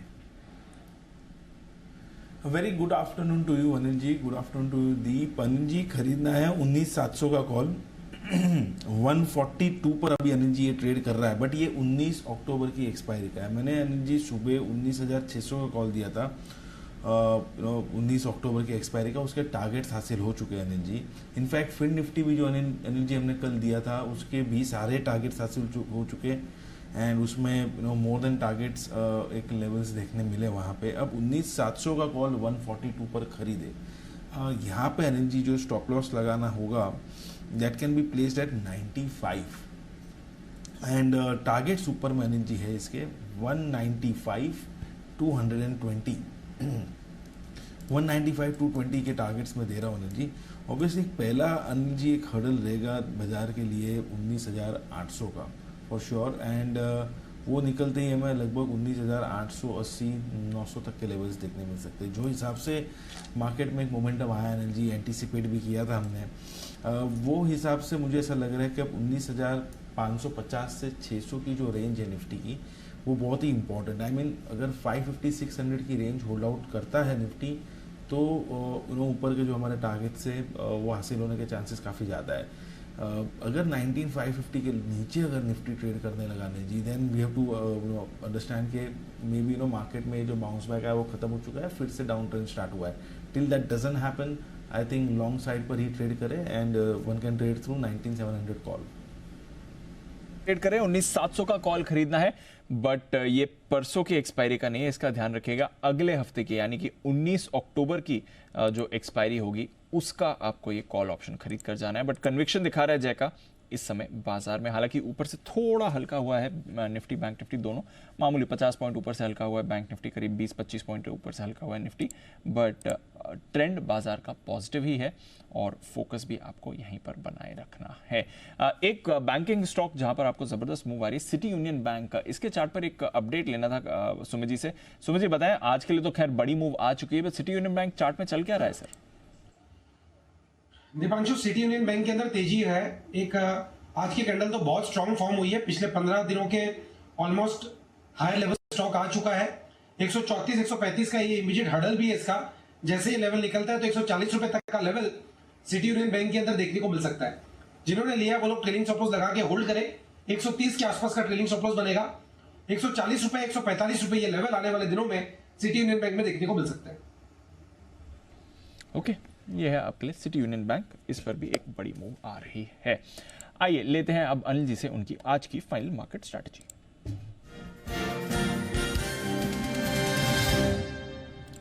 सर, आखिरी स्ट्रैटेजी से अब तक हमने देखा है कि बाजार और ऊपर नहीं गए, उन्हीं लेवल्स के आसपास, वहां से हल्का सा हल्के ही हुए हैं, बट उसी लेवल के आसपास हैं। बट अमेरिकी फ्यूचर्स में कोई प्रॉब्लम नहीं है, डेज हाई के आसपास ट्रेड कर रहा है, 50-60 अंक ऊपर, 30 पॉइंट ऊपर। नैस्डैक फ्यूचर्स है, आज आई थिंक कोई बड़ा डेटा भी नहीं आने वाला है यूएस से, तो कुछ ऐसी बड़ी चीज पर भी नजर नहीं है। क्या करें? अमेरिका तो खैर डेटा पे और उस पर किसी पे ट्रेड करेगा भी नहीं हो, तो अगर कोई इजराइल हमास से रिलेटेड कोई खबर आई तो अलग बात है। और 50 पॉइंट ऊपर है, उससे भी आप ये बिल्कुल अंदाजा मत लगाओ कि 50 ही ऊपर रहेगा अमेरिका। कौन जाने 300 ऊपर और कौन जाने 200-300 नीचे हो, यू नेवर नो। तो अमेरिकी बाजारों को अंदाज लगाने की कोशिश करनी नहीं है। हमारा अंदाज ये था कि 19,700 के आसपास रुकना चाहिए। ये जो कंजेशन जोन में आ रहा है, आप देखिए तब से लेकर 2 बजे से लेकर अब तक वहीं का वहीं पड़ा है, कोई खास 10 पॉइंट ऊपर 10 पॉइंट नीचे उसी में मूव किया है। मेरा ये समझना है, मैं फ्रेश खरीदारी करने की राय इस लेवल पर नहीं दूंगा। हम कल मॉर्निंग में खरीदेंगे, 19,765-800 के ऊपर ब्रेकआउट होगा तो खरीदेंगे, या 19,600-625 मिलेगा तब खरीदेंगे, और कहीं कुछ नहीं तो कल फ्लैट खुला तो यहीं खरीद लेंगे। लेकिन ओवरनाइट रिस्क में खरीद कर नहीं रखना चाहूँगा, और खरीदना ही है किसी को और किसी की लॉन्ग पोजीशन है तो 19,500 या 19,500 का एक पुट ऑप्शन आपके पास ज़रूर होना चाहिए। शॉर्ट पोजीशन में अगर आपको डर लगे कि भाई अचानक से कभी गलती से बाजार बड़ा जोर से भाग जाए, ग्लोबल मार्केट भी मजबूती में दिख रहे हैं, 2 दिनों से अच्छी मजबूती दिखा रहे हैं, व्यू मजबूती की तरफ है, लेकिन एंट्री लेवल आपको डिसाइड करना है, तो ऐसी सिचुएशन में 19,800 का कॉल ऑप्शन खरीदकर अपने आप को आप हेज कर सकते हैं। बैंक निफ्टी का वही सवाल है दीप, अपना ये कहना था 19,300 के नीचे बंद नहीं होगा, न 19,500 के ऊपर, तो देख लीजिए 19,350-55 के आसपास ही बंद हो रहा है। तो यहाँ भी ठीक है, कल हम 19,500 के ऊपर टिकेगा तो खरीद लेंगे, नहीं तो 19,150 19,200 आएगा तो खरीदेंगे। तो फ्रेश पोजीशन बना के जाने की राय बिल्कुल भी नहीं है, अब नहीं है। नहीं बिल्कुल भी नहीं, लेना ही नहीं है, फ्रेश तो सवाल ही नहीं। बिल्कुल पोजीशन संभालिए। पुट कॉल रेशियो आपका हायर साइड पे हो सकता है, क्लोजिंग में थोड़ा कम हो जाए, 1.39 है निफ्टी बैंक निफ्टी, तो ओवरबोट ना भी रहे। फिर भी इस तरह के मार्केट में जहाँ ग्लोबली इतना स्ट्रेस वाला मामला है, अचानक से कल को समझो $4 $5 कच्चा तेल बढ़ गया, तो फिर सुबह अपने FIs के डेटा अच्छे आएंगे, ये बात सही है, हो सकता है यूएस भी बढ़े, तो अपने दोनों तरफ रिस्क रिवॉर्ड जब बराबर है, और जब है तो फिर नई पोजीशन कम रखें तो बेटर है। और कल भी मैंने कहा था नहीं मतलब कि इंट्राडे मौका मिलेगा, आज भी अगर आपने इंट्राडे ट्रेड सही पकड़ा है तो आपको आराम से 100 पॉइंट मिलते हैं। करेक्ट निफ्टी में, बैंक निफ्टी में आराम से 200-300 पॉइंट मिलता है, कल भी आपको दिन के लिए आराम से पॉइंट मिलेंगे, तो दिन में ही ले लीजिए, क्यों इवनिंग की इतनी पोजीशन रखनी है। तो अभी थोड़े दिन शांति रखें, इवनिंग पोजीशन ना रखें, है उस पोजीशन को मेंटेन करें, नहीं ना खरीदें। गॉट इट, है पोजीशन मेंटेन करिए, नई मत खरीदिए, ये है अनिल जी की राय। थोड़ा सावधानी बरतिए, कोई परेशानी नहीं है उसके लिए। बिगुल जय ठक्कर के लिए जय का जैकपॉट।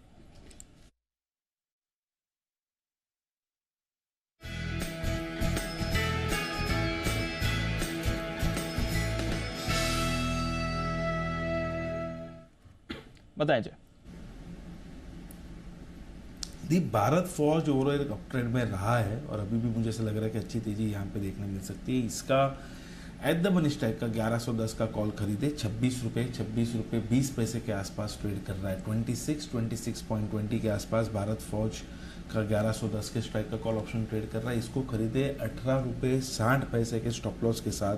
टारगेट बन रहा है 34 रुपये 30 पैसे का पहला टारगेट 34.30, सेकेंड टारगेट इज 37.70। सो ये दो टारगेट्स के लिए आपको खरीदना है भारत फौज का 1110 के स्ट्राइक का कॉल ऑफ। मुझे ऐसा लग रहा है कि ये जो ओवरऑल अप ट्रेंड रहा था उसमें थोड़ा प्रॉफिट बुकिंग हाई लेवल से केवल हमें भारत फौज में देखने मिला। ओवरऑल कुछ सिग्निफिकेंट रिवर्सल नहीं है। एंड अब आज के ट्रेडिंग सेशन में फाइनली एक कंफर्मेशन आया है फर्दर अप ट्रेंड का। सो आई थिंक ये ट्रेंड कंटिन्यूएशन देखने मिलेगा भारत फौज में। भारत फौज पर रखिए नजर, सुबह से ही बजिंग है ये काउंटर और वागले साहब के भी रेडार पर सुबह आया था रिकमेंडेशन लिस्ट में और स्टॉक में आपको अच्छा एक्शन भी दिख रहा है। तो ऑटो एंसिलरीज आज अच्छे मूड में आपको दिखे हैं। एक और स्पेस जो आज आपको थ्रू द डे अच्छे मूड में दिखी है, रियल एस्टेट स्टॉक, सारे के सारे बड़े रियल एस्टेट स्टॉक्स देखिए डेज हाई पर ट्रेड कर रहे हैं। DLF unstoppable, Godrej properties, Oberoi realty, Macrotech developers, बाकी रियल एस्टेट स्टॉक्स में भी अच्छा एक्शन है। और इसके अलावा जो मिड कैप कंपनीज हैं वहां पर भी आपको एक्शन दिख रहा है क्योंकि दमदार अपडेट्स आ रहे हैं लगातार across the board real estate company से। तो और क्या कुछ अपडेट्स आए हैं और क्या ये ट्रेंड जता रहे हैं, एक बार जानते हैं अरमान के साथ। अरमान बताइए। बिल्कुल, जैसा कि आपने कहा बिल्कुल अनस्टॉपेबल है क्योंकि इनके अपडेट्स अगर आप देखेंगे वो भी इस तरीके के आते हुए दिखे हैं। अपडेट्स में अगर आप सबसे पहले बात करें रियल एस्टेट, इन सारी कंपनियों के आप Q2 के अपडेट देखें, जबरदस्त आंकड़े आते हुए दिखे हैं और कुछ के H1 के अगर टोटल देखेंगे वहां पर भी आंकड़े बहुत बढ़िया दिख रहे हैं। सबसे पहले अगर पूर्वांकर की बात करें तो लाइफ का जब से कंपनी स्टार्ट हुई है उसके बाद से इनका Q2 FY24 के जो प्री सेल्स के जो आंकड़े आए वो हाईएस्ट एवर जो है वो आते हुए दिखे हैं। लगभग अगर आप वाई कंपेयर करें तो दोगुने से भी ज्यादा जो है वो होते हुए दिखे हैं। और इंटरेस्टिंग चीज ये है क्योंकि कंपनी प्रेस रिलीज में ये भी बोल रही है कि इस मोमेंटम को आगे बरकरार रखने की भी उनको उम्मीद है।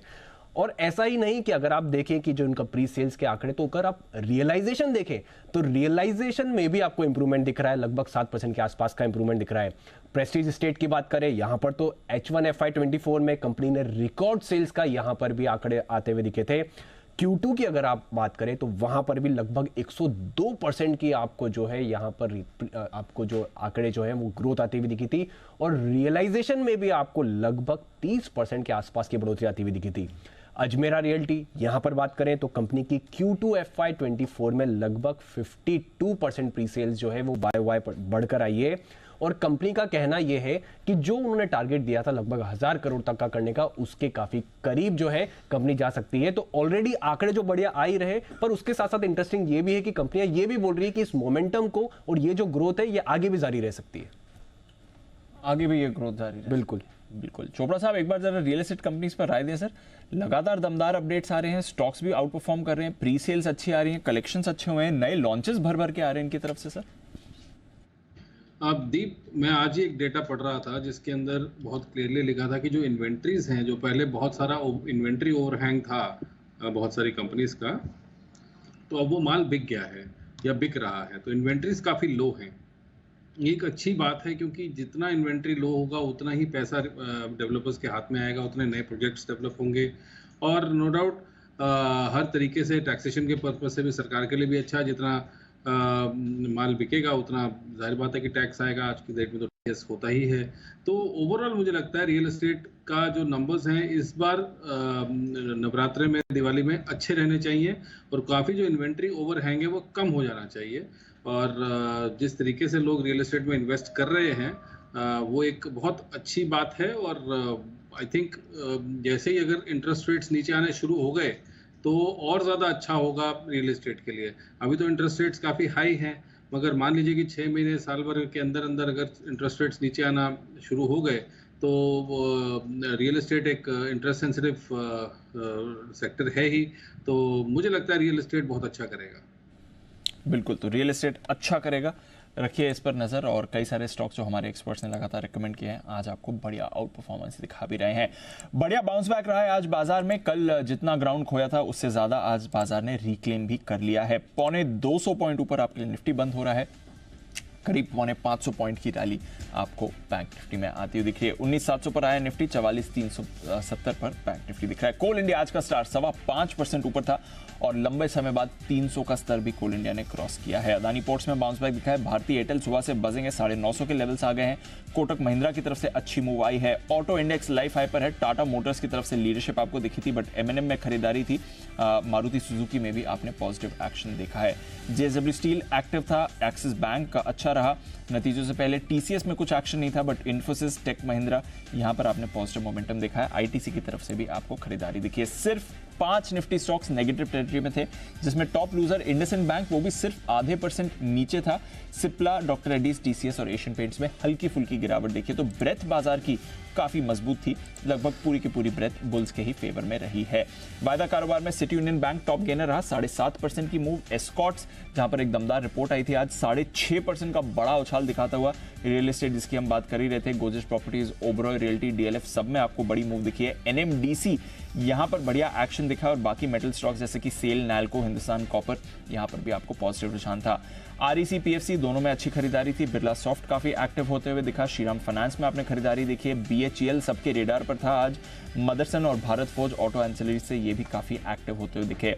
गिरावट थोड़े फार्मा शेयर्स में थी, ज्यादा नहीं, but metropolis, Torrent pharma, Biocon, Auro pharma, Abbott ये थोड़ा फिसले हैं। जुबिलेंट फूड पर थोड़ा दबाव था। इंडसइंड बैंक यहां पर भी हल्का फुल्का दबाव देखा है। कैश स्टॉक्स में डिफेंस स्टॉक्स की बड़ी मूव आई थी।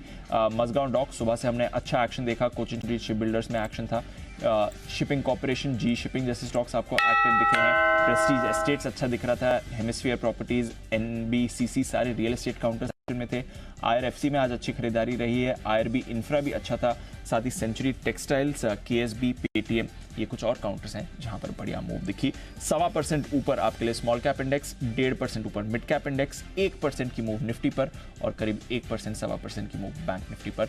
बढ़िया बाउंस बैक के साथ डेज हाई के करीब अब बाजार दिख रहे हैं और सेक्टोरल पार्टिसिपेशन बढ़िया रहा हमारे। बहुत ही शानदार चौतरफा तेजी होती दिखी है बाजार में आज के सेशन में। बढ़ने वाले शेयरों की संख्या पर नजर डालेंगे तो आपको समझ में आएगा कि 2700 शेयर मजबूती के साथ बंद हुए बीएसई पर और सिर्फ 1200 शेयर रहे कमजोर। वहीं एनएससी पर 1725 शेयर मजबूती के साथ बंद हुए तो 500 शेयरों में रहे कमजोरी। तो एडवांस डिक्लाइन रेशियो जो आपको दिखेगा वो काफ़ी बेहतरीन नजर आएगा एनएससी और बीएसई दोनों पर। ये आपके लिए संकेत इस वक्त आते हुए दिख रहे हैं। तो बढ़िया क्लोजिंग 19,675 के ऊपर की क्लोजिंग काफ़ी बढ़िया मानी जाएगी, इसमें कोई डाउट नहीं। तो ये क्लोजिंग तो अच्छी है, इसमें कोई डाउट नहीं। और इसलिए आज हमने जो स्टॉप लॉस दिया था इंटरडे क्लोजिंग बेसिस पे शॉर्ट साइड पे मैंने 19,725 का दिया था। एग्जैक्टली उसी लेवल के आसपास से घूमा है, वो ट्रिगर नहीं हुआ है अभी तक तो, क्योंकि आज का 19,717 का है ये। एब्सोल्युटली, तो वहीं पर जाके बंद हो रहा है। बिल्कुल, तो वहीं जाकर बंद हुआ है। तो और बैंक निफ्टी का भी 44,400 का, तो वो एक बार के लिए 44,500 तक पहुंचा जरूर है, लेकिन 44,400 के आसपास बंद होता दिखा है। क्लोजिंग बैंक निफ्टी की ज़्यादा बेहतर आज नजर आ रही है। लेट्स सी, ट्रेडिंग रेंज के हायर एंड पर पहुंचे तो है, अब आगे देखते हैं क्या कुछ होता है आपके लिए। फिलहाल एक बहुत ही बढ़िया ट्रेडिंग सेशन, एक नहीं बोलेंगे, 2 बहुत ही बढ़िया ट्रेडिंग सेशन। कल का भी खराब नहीं बोलेंगे, जिस तरह से कल निचले स्तरों से थोड़ी रिकवरी आई फिर गिरे, लेकिन 19,500 को कल होल्ड कर लिया। लेकिन आज के सेशन की रिकवरी तो काबिल तारीफ है, इसमें कोई डाउट ही नहीं। दुनिया भर के बाजारों के साथ साथ हम भी मजबूती के साथ बंद होने में रहे कामयाब। ओके, बाजार बंद होने के बाद अभी तो घंटी बजी नहीं है, हो गई सर? हाँ, मैं वही मेरे को आवाज़ मिस हो गई, मैं बोला बज तो गई है। हाँ, तो घंटी बज चुकी है आराम से और बंद हो चुकी है। आइए, आज का दिन तो दीप अच्छे से समाप्त हो गया। विदा लेने का वक्त है हमारे सभी एक्सपर्ट से, और विदा लेंगे कुणाल जी, राकेश जी, वागले साहब, सुमित जी, आप चारों का बहुत बहुत धन्यवाद। जय ठक्कर साहब, सुदीप शाह साहब और चोपड़ा जी और गुप्ता जी, आपका भी विशेष धन्यवाद आज हमारा साथ देने के लिए। चलिए, मुझे और दीप को दीजिए इजाज़त, और बाजार मजबूती के साथ हो चुके हैं बंद।